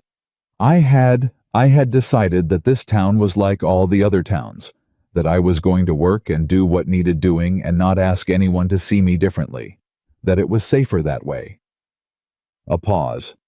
And then she just said it, without me asking. "People surprise you sometimes," Ethan said. "I'd forgotten that," she said. "I'd stopped expecting it." She looked up. "I think I'd stopped expecting most things." Ethan looked at her quietly for a long moment. "Clara," he said, "can I say something and have you actually hear it?" "I'll try." "You walked into that room today without the veil," he said, "in front of half the county. You stood up and made an argument that backed a territorial attorney into a corner in front of a deputy commissioner. You documented a witness intimidation incident on the steps outside and had 2 statements collected before sundown." He looked at her steadily. "And you did all of it as yourself, not hiding, not managing how much of you people could see." She didn't answer immediately. "It was necessary," she said. "Yes?" he said. "And you did it anyway, the same way you ran into a burning building." He leaned forward slightly. "Clara, do you understand what I'm saying to you?" She looked at him. His expression was the most open she had ever seen it, not performing sincerity, just actually there, actually present, the reserve entirely gone for once. "You keep thinking your courage is ordinary," he said. "It isn't. It never was." Something broke open very quietly somewhere in her chest. Not dramatically, not with tears, because she was not in this moment capable of tears. Just something that had been held tightly for a very long time, loosening by one careful degree. "You said something to me," she said slowly, "on my first day, before we left town." "I remember," he said. "You said you were looking for someone real." She looked at him directly. "Did you mean it?" "Yes. Even now, knowing what the last few weeks have been, knowing what's still coming with the court." "Especially now," he said. She looked at him for a long time. "I need to tell you something," she said. "Tell me." "I came here because I needed somewhere to disappear," she said. That was the truth of it. "I wasn't looking for a husband. I was looking for somewhere that nobody knew me. Somewhere I could be nobody's story for a while." "I know," he said. "I could tell. What I didn't expect?" She stopped, started again. "I didn't expect to feel useful. I didn't expect someone to trust my opinion. I didn't expect—" She stopped again. He waited. "I didn't expect to want to stay," she said. "For its own sake. Not because I had nowhere else to go. Because I actually wanted to be here." The words cost her something. She could feel the cost of them, the vulnerability of saying a true thing out loud to someone who had the power to receive it or not. Ethan looked at her for a long moment. "Good," he said, simply, completely. Then he stood up and put the kettle on, because that was the kind of man he was, the kind who knew when the right answer was simple, and who knew that after a day like today, what both of them needed was something warm and ordinary and quiet. Clara sat at the table and felt the loosened thing in her chest settle into something she could only describe as the beginning of peace. Outside, the land was dark and wide and still, and inside, Roper lifted his head from the floor, looked at both of them, and put his head back down with the satisfaction of a dog who has been trying to communicate something for weeks and has finally gotten through. The letter from the Abilene sheriff arrived 2 days later. Clara opened it at the kitchen table on a Tuesday morning, and Ethan watched her read it, and he watched her face change in the particular way that faces change when something you suspected turns out to be true. She set it down, looked at him. "Monroe's real name is Alan Beckett," she said. "He used to practice in Wichita under that name. He was disbarred in 1878 for fraudulent land documentation." She touched the letter. "He came to Abilene the following year as James Monroe, and before Wichita—" She looked up. "He was a junior clerk for a man named Gerald Garrett." The kitchen was very quiet. "It's the same man," Ethan said. "It's the same man," she said. "He's been running this scheme across 3 territories under different names, and Oates isn't his employer." She looked at the letter again. "Oates is the front. Beckett is the architect." Ethan stared at her. "He's going to know you made the connection," he said. "When Caleb files this with the court." "He'll know," Clara said. "Yes. That means the threat from before." "I know what it means," she said. She looked up at him, and he could see her working through it, the risk, the calculation, the choice that wasn't a choice at all, because there was only one path forward, and they had both known it since the day they drove to the county clerk's office. "We file it," she said. "Everything. The Abilene connection, the disbarment, the pattern across 3 territories. We give Caleb everything, and we let the court see exactly who they're dealing with." Ethan looked at her. "You know this means it gets worse before it gets better," he said. "Yes," she said. "And you're not Ethan." She met his eyes. "I have spent 5 years running from things. From towns, from people, from my own reflection." Something clear and unafraid had settled into her expression. "I'm done running." He held her gaze, then he nodded, once, solid as a post driven into dry ground. "Then we take it all the way," he said. She picked up the letter, and somewhere in the posture of her, the set of her shoulders, the steadiness of her hands, the way she looked at the paper in front of her, like a problem to be solved rather than a threat to be survived, something had changed from the woman who had stepped off the stagecoach with an apology already on her lips. That woman had arrived expecting to be sent away. This woman was not going anywhere. Caleb Horn read the Abilene letter 3 times. The first time his expression was careful and professional. The second time, something shifted behind his eyes. The third time he set the letter down on his desk with the deliberate slowness of a man who is making sure his hands stay steady. "Alan Beckett," he said. "That's the name," Clara said. "Disbarred in 1878 in Wichita." Caleb looked up. "Do you understand what this means for the case?" "It means Monroe isn't licensed to practice law in this territory," Clara said. "Any filing he has made or intends to make is potentially invalid, and it means there's a pattern of fraud across 3 territories that a territorial court can't ignore." Caleb picked up the letter again. "If we present this to Judge Harlow, the case against Ethan's land falls apart," she said, "and Beckett faces criminal exposure. Which is why, Ethan said from the chair beside Clara, he's going to move before we get the chance. Caleb looked at him. How fast can you file? Ethan said. I can have the amended motion ready by tomorrow morning, Caleb said. But Ethan, if Beckett finds out we have this letter before I file, then we don't let him find out, Clara said. She leaned forward. Who in this office knows about the Abilene correspondence? Just us three, Caleb said. Keep it that way until the motion is filed, she said. Don't discuss it on the street. Don't mention it to anyone, not even Tom Ridley. She looked at Caleb directly. How secure is your office at night? Caleb blinked. I locked the door. That's not what I asked. A pause. The back window doesn't latch properly, Caleb admitted. I've been meaning to fix it. Clara looked at Ethan. Ethan was already standing. I'll fix it tonight, he said. Caleb stared at him. You're going to repair my window latch tonight because you think someone might break into my office for a letter. I think Beckett has been doing this across 3 territories, Ethan said. And I think a man who sends hired hands to make threats on a public street is not particularly worried about what he's willing to do. He picked up his hat. The window will be fixed by nightfall. Caleb looked between the two of them at the methodical calm they both carried. The quality of 2 people who had stopped being frightened of the problem and had simply become focused on solving it. And he said, with a sincerity that had nothing professional in it, I'm glad she came here. Ethan looked at Clara. So am I, he said. Clara looked at the desk. File the motion, she said. They drove back to the ranch in the late afternoon, and Ethan spent an hour at Caleb's office replacing the window latch with a piece of iron hardware from his own barn.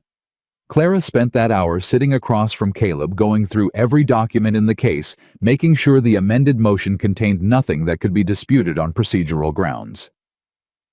When Ethan returned, she had found 2 minor errors in the motion's citation language, and Caleb had corrected both. How do you know legal citation format? Caleb asked. I read, she said simply. A great deal. For a long time I had very little else to do. Caleb looked at her with the expression of a man who was revising several assumptions simultaneously. The territory needs more attorneys, he said.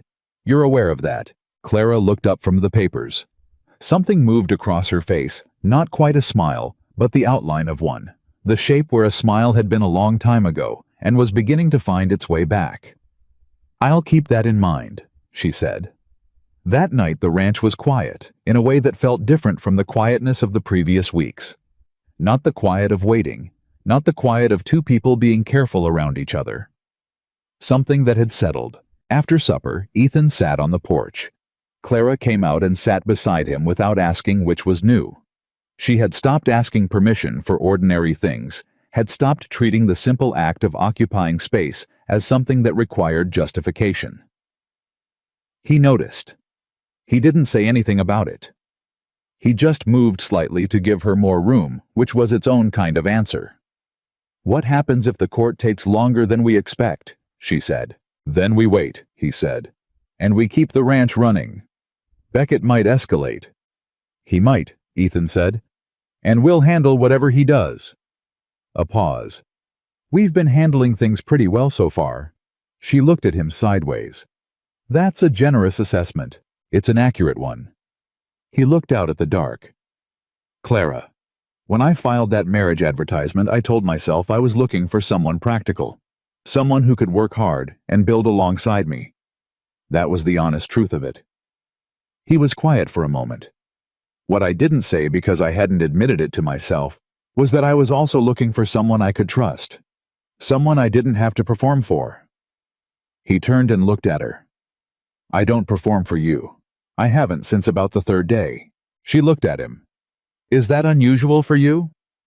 I haven't been able to do it with anyone since Margaret, he said. The name lay between them gently. It always did. Margaret's presence in this house was not painful exactly, not anymore.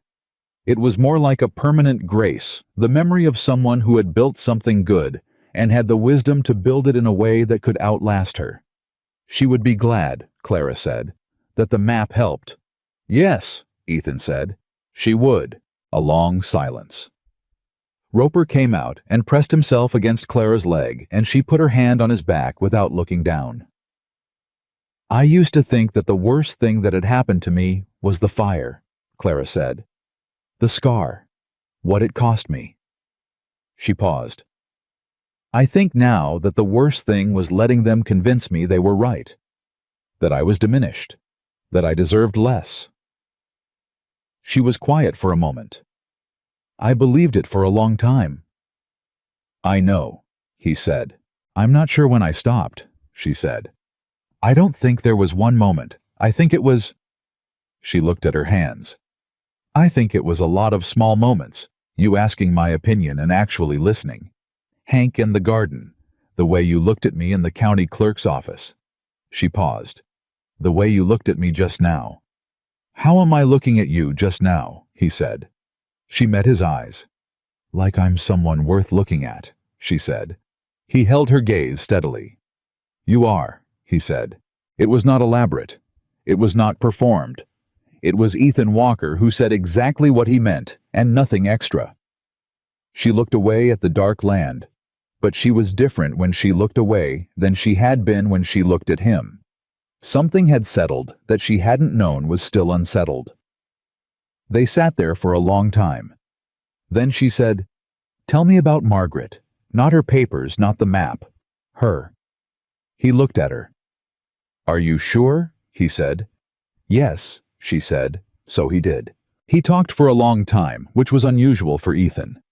Talked about a woman who had laughed loudly at bad jokes and kept obsessive track of every rainfall total for 12 years and had opinions about cattle breeding that turned out to be correct approximately 80% of the time, which she documented.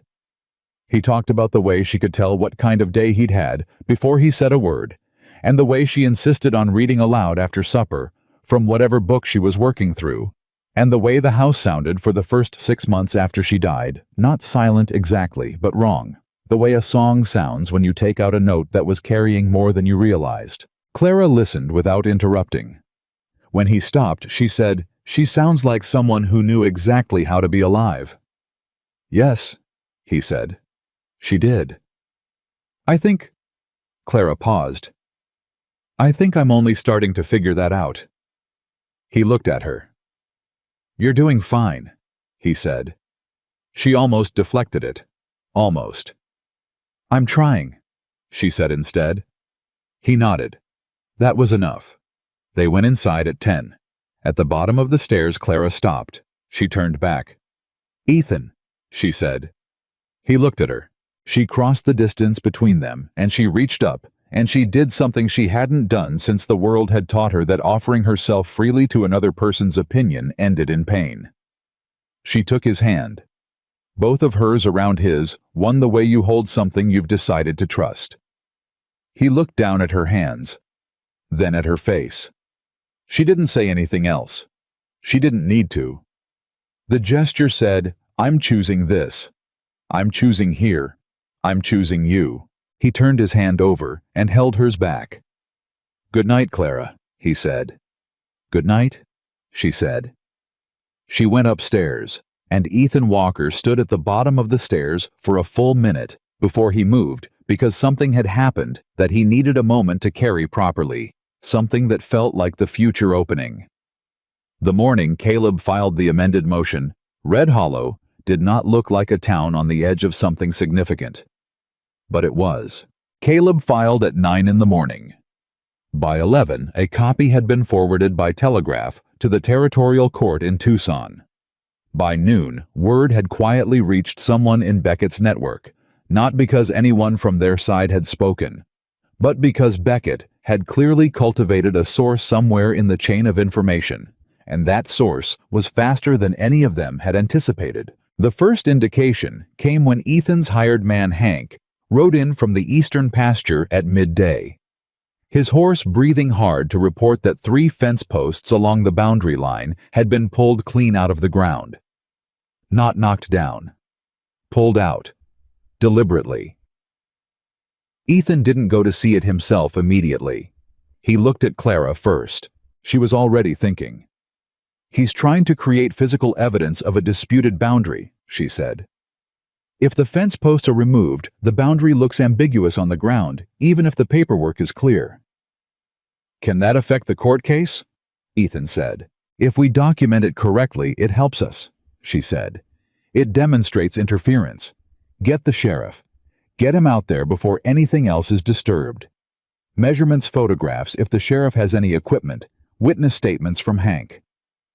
Hank was looking at her with the expression he had worn since she corrected him about the garden, a kind of recalibrated respect that still sometimes surprised him out of its professional neutrality. Anything else? He said. Ride the whole eastern line, she said. If they pulled 3 posts, they may have disturbed others. We need to know the full extent before anyone else walks through there. Hank nodded and went. Ethan looked at Clara. I'm going to find the sheriff. I'm going to the office to tell Caleb, she said. Clara. Something in his expression stopped her. Be careful in town today. She met his eyes. I will. I mean it. I know you do. She picked up her coat. So do I. She walked into town alone, which she had not done since arriving in Red Hollow, and which she understood was itself a kind of statement. She did not wear the veil. She walked down the main street of Red Hollow past the general store and the barber and the post office with her folder of documents under her arm, and her face open to the morning air, and the people who saw her saw a woman with a scar walking with purpose, and most of them looked at her face for only a moment before looking at where she was going. That was different. That had changed. She noticed it without making anything of it the way you notice that a pain you'd grown accustomed to has quietly reduced. Caleb was already in his office when she arrived. He had heard about the fence posts. News traveled fast in Red Hollow, especially bad news, and he was composing an emergency notice to the court. This is obstruction, he said without preamble. It's also desperation, Clara said.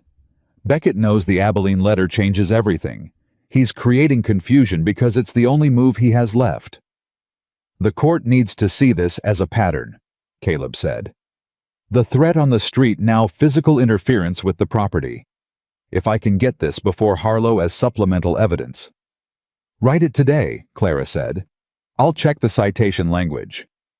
They worked for 2 hours.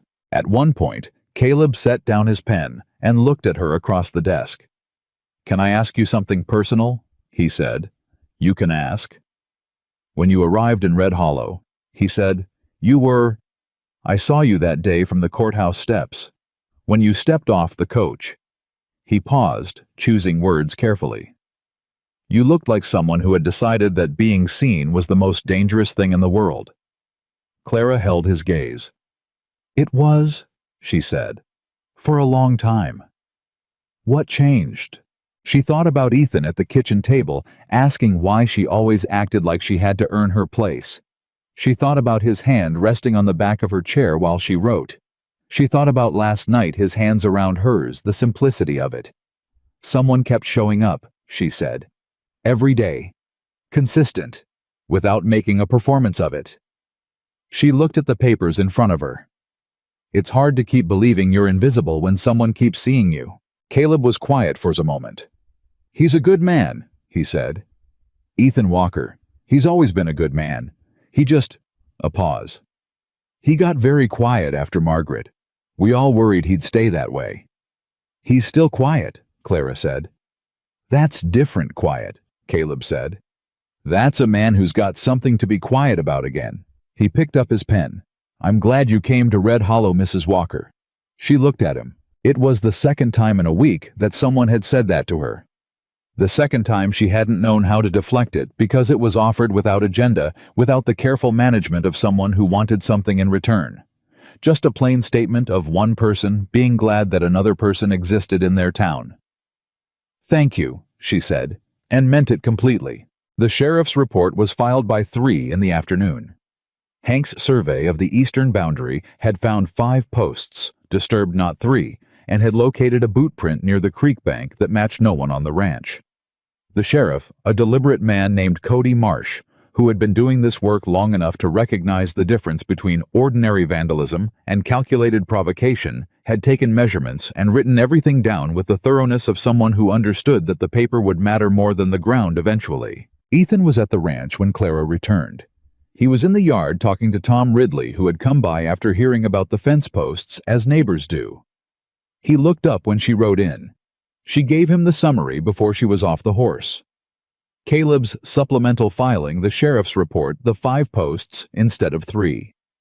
His expression moved through several things: quickly concerned focus, and then a steady settling, that quality he had of arriving at resolution faster than most people. Tom Ridley shook his head.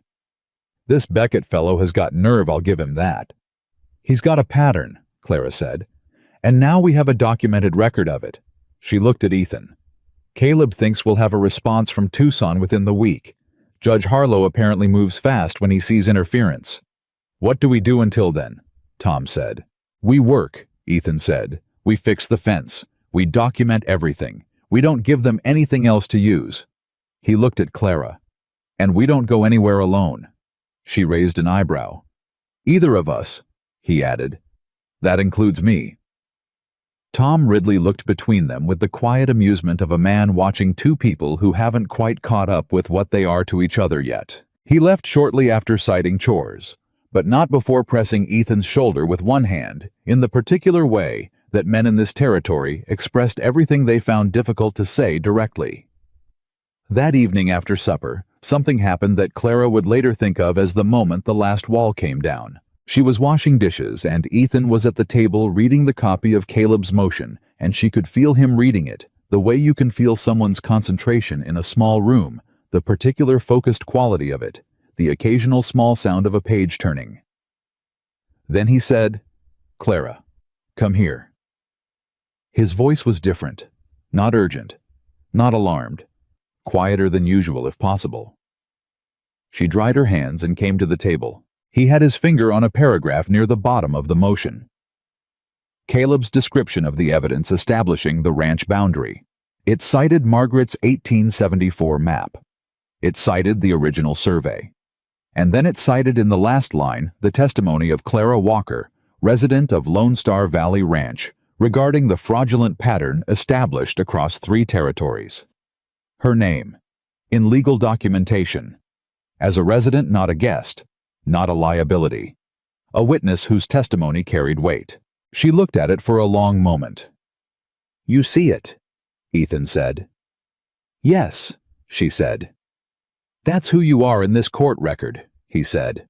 "Clara Walker, resident, witness, the person who found the connection." He looked up at her. "Not the woman behind the veil, not the woman with the scar, just who you are." She sat down. She sat down because her legs did something unexpected, not from weakness, but from the sensation of something that had been braced for a long time releasing. "I thought," she started, stopped, started again. "When I answered your advertisement, I told myself I was looking for somewhere to disappear. I said that to you. I meant it." She looked at the document.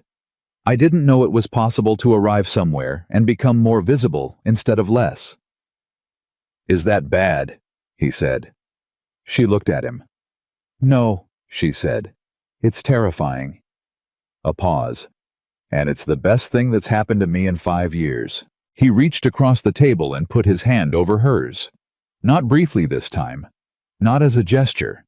He just left it there. She turned her hand over and held on. They stayed like that for a while with the document between them, and the lamp burning steady, and Roper asleep on the floor, and neither of them said anything else, because nothing else needed saying. The response from Tucson came on a Thursday, 6 days after Caleb filed the supplemental motion. Clara was in the barn when Ethan came to find her. She knew from the way he walked, not hurried but deliberate with something held carefully, that the news was significant. He handed her the letter.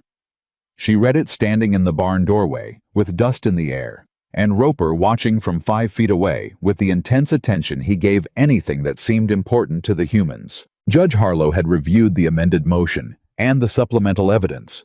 He had issued a preliminary ruling affirming the original boundary of Lone Star Valley Ranch as legally established by the 1873 survey, finding that the creek's natural movement had no legal standing to alter a recorded deed. He had ordered an immediate cease and desist on any further action by Monroe or any party acting in his name against the Walker property, and he had referred the matter of Alan Beckett's fraudulent legal practice to the Territorial Attorney General's Office for Criminal Investigation. Clara read it twice. She handed it back. She looked at Ethan. "It's done," she said. He nodded. Something crossed his face, not relief exactly, not the kind that collapses inward. Something more like the feeling after a long effort finally completes, when you can feel both what it cost and what it was worth. "It's done," he said. Clara turned and leaned against the barn door frame and looked out at the land. The eastern pasture, the dry creek. The fence line repaired, now its posts solid in the ground. The wide, unremarkable, permanent land that was home. She had not used that word in a long time. Not in her own mind, not seriously, not as something that meant something rather than just a location. She used it now. This was home. "Ethan," she said. "Yes." "I want to open a school." A silence. "Here," he said. "On the ranch," she said, "or near it. There are children in this county whose families can't get them into town for school. I've heard about it from Tom Ridley, from Grace Aldford, from the women at the general store." She turned to look at him. "The school board in Abilene decided I wasn't fit to teach. The school board in Wichita decided the same. But there is no school board out here. There's just land and children who need what I have to give." He looked at her for a long moment. "You'd need supplies," he said. "Books, slates." "Yes. The old bunkhouse hasn't been used since I let the seasonal crew go 2 years back," he said. "It would need work. Walls, a proper floor." "Yes," she said again. "I can do most of that work myself," he said. "Tom Ridley's son is good with carpentry. He'd probably help." He looked at her steadily. "Is this what you want? Not what makes sense, not what fills the time, what you want." She looked back at the land.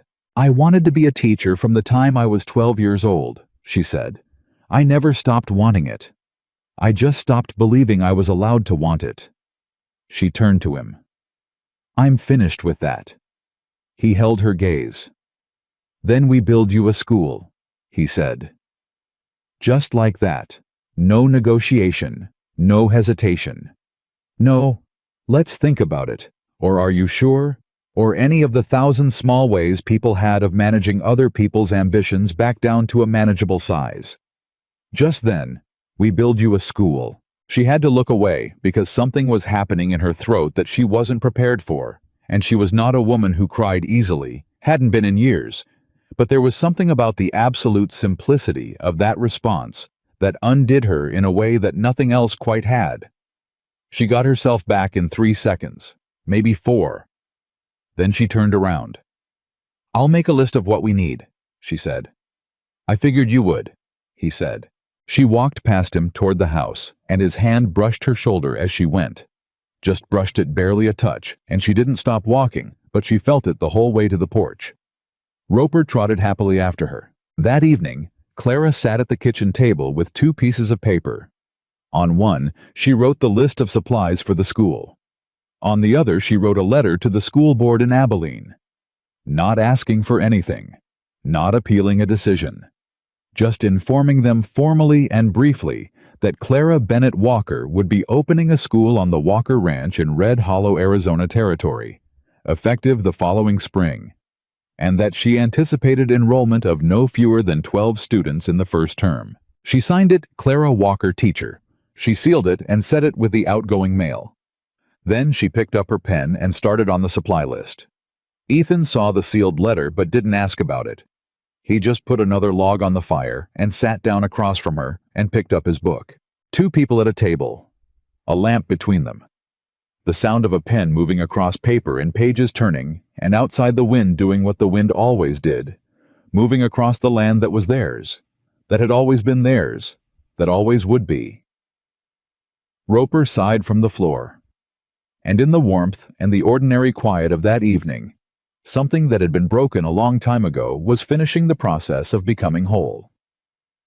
The letter to the Abilene School Board went out on a Friday. The supply list for the school went to the general store in Red Hollow the following Monday.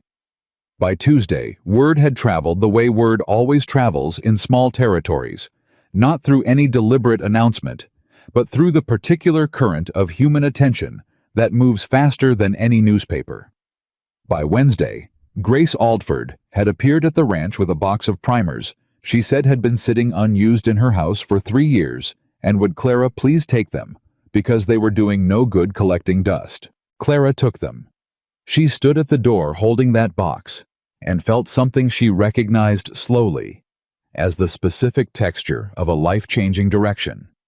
Not dramatically, not all at once, but the way a river changes course through consistent pressure over time, until one day you look up and realize the water is going somewhere entirely different than it used to go. "There are 7 families I can think of right now," Grace said, standing on the porch with her hands folded, "whose children have no school within reasonable distance. The Harpers, the Delgado family, the Okafor children out on the North Road." "I know about the Okafors," Clara said. "Tom Ridley mentioned them. Those children are sharp as tacks," Grace said. "The oldest girl especially. She's been teaching herself from her father's almanac because it's the only printed material in the house." She paused. "She's 9 years old." Clara held the box of primers and thought about a 9-year-old girl teaching herself from an almanac. She thought about herself at 12 certain she was going to be a teacher. She thought about every school board that had looked at her face and decided that certainty didn't count. "Tell the Harpers," she said, "and the Delgados, and anyone else you think should know. The school opens the first Monday of March." Grace Aldford smiled. It was the first time Clara had seen her smile fully, without the careful social management that women of her standing kept over their expressions. It made her look 20 years younger. "Good," she said. "It's past time." Ethan had been listening from inside the doorway. Clara heard him move away quietly when Grace left, heard him go to the barn, heard the sound of tools. The particular sound of a man who has decided to start building something. She went inside and put the primers on the kitchen table and stood looking at them for a moment. Then she rolled up her sleeves and went to help him measure the bunkhouse walls. The bunkhouse renovation took 3 weeks. Tom Ridley's son Jacob came 4 days out of 7, and he was everything his father had promised, quick, with a hammer better with a level, and possessed of the easy, industrious energy of someone who genuinely liked making things right. Hank helped with the heavier lifting without being asked, which was its own kind of statement, his way of adjusting something that had been subtly off since the day Clara corrected him about the garden. Clara worked alongside them. She moved boards, sorted nails, painted the interior walls, a clean white that she and Ethan debated for 20 minutes before agreeing on. "It should feel like somewhere you want to think," she said. "Then white," he said. She painted it herself. Both coats. On the last day when Jacob had gone home, and Hank had finished for the evening, and the bunkhouse turned schoolroom was done a real room with proper benches. Ethan had built a board fixed to the front wall that would serve as a chalkboard, and 7 primers stacked on the teacher's desk that Ethan had also built slightly taller than a student's desk so the teacher could see the room Clara walked in alone. She stood in the middle of the room. She thought, "This is mine. Not borrowed, not contingent, not something she'd been given permission for or would lose the moment someone decided she didn't deserve it. Hers, built by people who believed she should have it." She put her hand flat on the teacher's desk. Ethan appeared in the doorway. He didn't say anything. He just stood there. She looked at him across the room. "It's good," she said. "It is," he said. "Thank you," she said. "For all of it." He shook his head slightly. "You did most of it. I mean for believing it should exist," she said. "Before I was completely sure of it myself." He walked into the room and stood beside her and looked at the benches, the chalkboard, the stack of primers. "You were always sure," he said. "You just needed somewhere safe enough to be sure out loud." She looked at him. And then she did something that would have been impossible for the woman who stepped off the stagecoach in a dark veil 3 months ago. She leaned into him, just leaned her shoulder against his arm, her head tilting the smallest degree toward him, and he put his arm around her with the naturalness of something that had been true for a long time and was only now being named. They stood like that in the schoolroom they had built together, and neither of them said anything, because there was nothing left that words could do, that the silence wasn't already doing better. The school opened on a Monday in March as promised. 9 children came the first day. Clara had expected 7. She had prepared for 7. 2 extra appeared because word had continued to travel, and because parents who had been quietly hoping for something like this had been willing to drive further than she'd anticipated. She stood at the front of the room that morning and looked at 9 faces looking back at her. Different ages, different backgrounds. A boy of 6 who still sucked his thumb when he thought nobody was looking. A girl of 13 who was already embarrassed to be in a room with the younger ones, but who had come anyway because she wanted what was being offered badly enough to tolerate the embarrassment. The Okafor girl Grace had mentioned, 9 years old, sitting in the second row with her hands folded precisely on the desk in front of her, and eyes that took in everything. Clara looked at all of them. She thought about the Abilene School Board, about the 3 men who had looked at her face and decided these children would be better off without her. Then she picked up a piece of chalk. "Good morning," she said. "My name is Mrs. Walker. We are going to begin." Ethan stood outside the schoolroom door for the first 20 minutes of that first class. Not because he didn't trust her, because he wanted to hear it. The sound of her voice in that room, clear and certain, and alive with something it hadn't had when she arrived with purpose that had a place to go. He listened to her ask the children their names, listened to her explain what the year ahead would cover, listened to her say in the particular voice she used when she meant something completely, "There is no question in this room that is foolish. The only foolish thing is not asking. You have permission to ask anything." He walked back to the barn. He had work to do. He was also quietly and completely the happiest he had been in 4 years. The response came from the Abilene School Board 5 weeks after Clara sent her letter. It was brief, bureaucratic in tone. It informed her that the board had received her correspondence and noted her intentions, and that while they wished her well in her endeavors, they wanted to clarify that their previous decision had been made in the best interests of students and remained unchanged. It was, in other words, nothing. No apology, no acknowledgement, just the defensive confirmation of people protecting a decision they knew was indefensible. Ethan watched her read it at the kitchen table, watched her set it down. "Are you angry?" he said. "Yes," she said. "Good," he said. She looked up. "You should be angry," he said. "Not because it'll change anything they did, but because what they did was wrong. And anger that knows it's right is useful. It keeps you going." He looked at her steadily. "Let it keep you going." She looked at the letter for another moment. Then she folded it, set it aside, picked up her lesson plan for the following week. "I have 11 students now," she said. "The Hargrove family sent their 2 boys yesterday." "I heard," he said. "I'm going to need more chalk," she said. "I'll get it Friday," he said. She nodded and went back to work. The letter from Abilene went into the folder where she kept all the documents from the land case, all the correspondence, all the records. Not because she was keeping it for any particular purpose, but because she had decided that the paper record of her life, all of it, including the rejections, including the closed doors, was hers, and she was done letting any piece of it disappear as if it hadn't happened. It had happened. She had survived it. That was the whole story. It was in early April that the second twist came, the one none of them had seen approaching. A man arrived in Red Hollow on the Thursday stage. Not a threatening man, not a lawyer.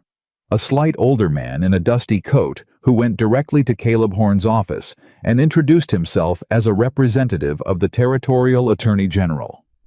Caleb sent word to the ranch within the hour. They met that afternoon, Ethan, Clara, Caleb, and the Attorney General's representative, whose name was Fitch, a quiet man who had the tired eyes of someone who had been dealing with land fraud schemes for long enough to have lost his capacity for surprise. The investigation into Alan Beckett, Fitch said, has expanded. Clara went still. How far? Caleb said. Across 4 territories, Fitch said. We have identified 9 separate instances of the same scheme running back to 1876.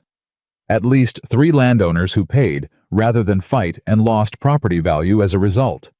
2 additional cases where the scheme succeeded completely, and properties changed hands under fraudulent circumstances. He set a file on Caleb's desk. Beckett had partners. Oates was one. There were 2 others. Did they arrest him? Ethan said. Beckett was arrested in Santa Fe 2 weeks ago, Fitch said. Monroe Beckett is in custody. Oates has fled. We expect to find him. He paused. But that's not entirely why I'm here. He looked at Clara. The case against Beckett in the Walker property matter is the strongest we have, he said. It has the most complete documentation, the timeline, the pattern evidence, the Abilene connection, your work, Mrs. Walker. He said that without embellishment, without performance, just as a fact. The Territorial Attorney General's office would like to use the Walker case as the lead matter in the prosecution. It will go to trial in Tucson, likely in the autumn. He paused. We would need your testimony, both of yours, but primarily yours. He was looking at Clara. The room was quiet. You want me to testify, she said. In Tucson, in a territorial court. Yes, he said. Caleb leaned forward. Clara, you would be testifying as the key witness in a fraud prosecution that could result in criminal conviction and potentially set precedent for how territorial courts handle land scheme cases across. I understand what it is, Clara said. She looked at Ethan. He looked back at her with the expression that she had come to understand completely by now. Not telling her what to do. Not managing her toward a decision. Just I'm here, whatever you choose. She looked at Fitch. When would you need my answer? She said. I'll be in Red Hollow through Saturday, he said. Then you'll have it by Friday, she said. She and Ethan drove back to the ranch in a silence that was not uncomfortable, but was full-packed with the weight of something significant waiting to be processed. It was Clara who broke it. You know what it means, she said. If I testify in Tucson, my name in territorial court records, Clara Walker witness, in public proceedings. I know, he said. It means everything comes out, she said. The fire, the school boards, the reason I answered the advertisement, all of it becomes a matter of record that anyone can read. Yes, he said. Does that concern you? She said. He drove for a moment. Does it concern you? He said. She thought about it honestly. No, she said, and realized as she said it that it was true. No, it doesn't. I spent 5 years being afraid of my own history, afraid that if people knew it, it would define me.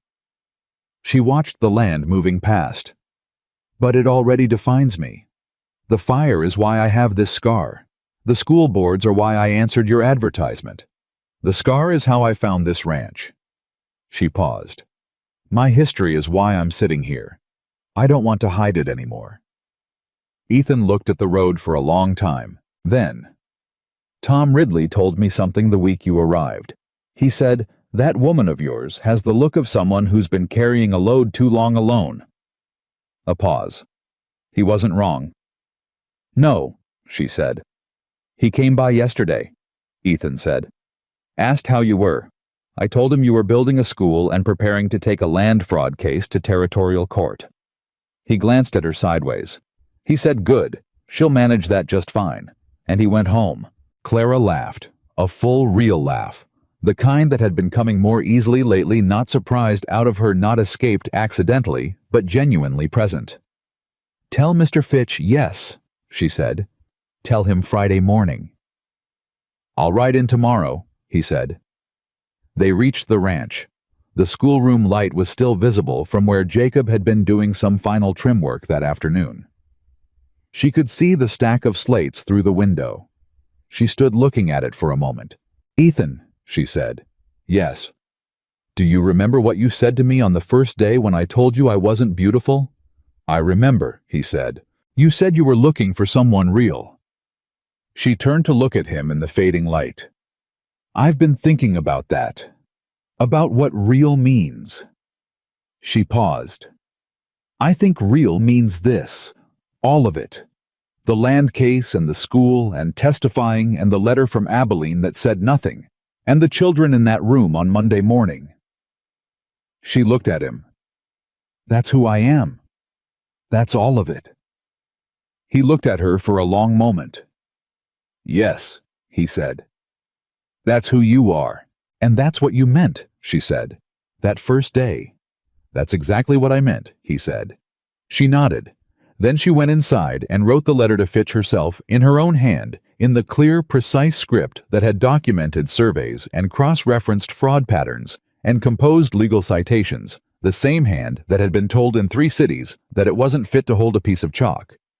She signed it, Clara Walker. I will testify. She sealed it and set it with the morning mail. Ethan was at the table. She sat across from him. Roper, as always, settled between them. There's something else, she said. He looked up. The girl, she said. The one I carried out of the fire. She'd be 9 years old now. You mentioned her, he said. That night on the porch. I've been thinking about writing to Caldwell, she said.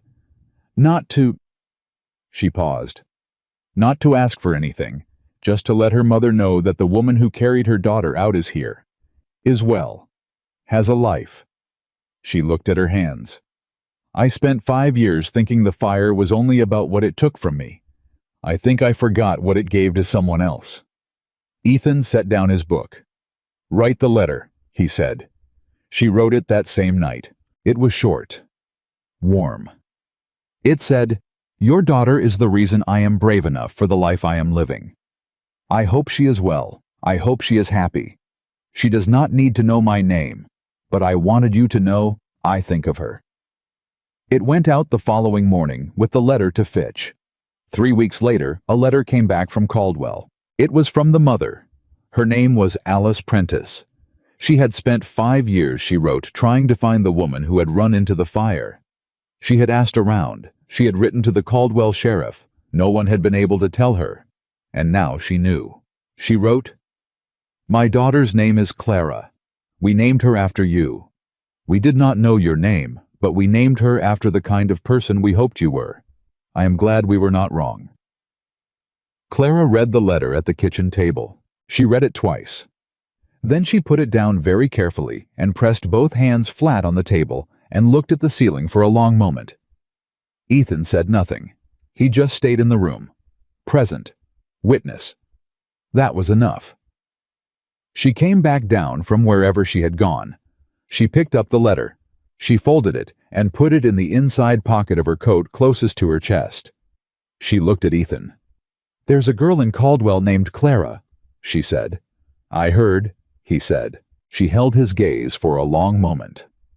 Something in her face was unguarded in a way she'd only let herself be with him in these rooms in this house that had been too quiet before she came.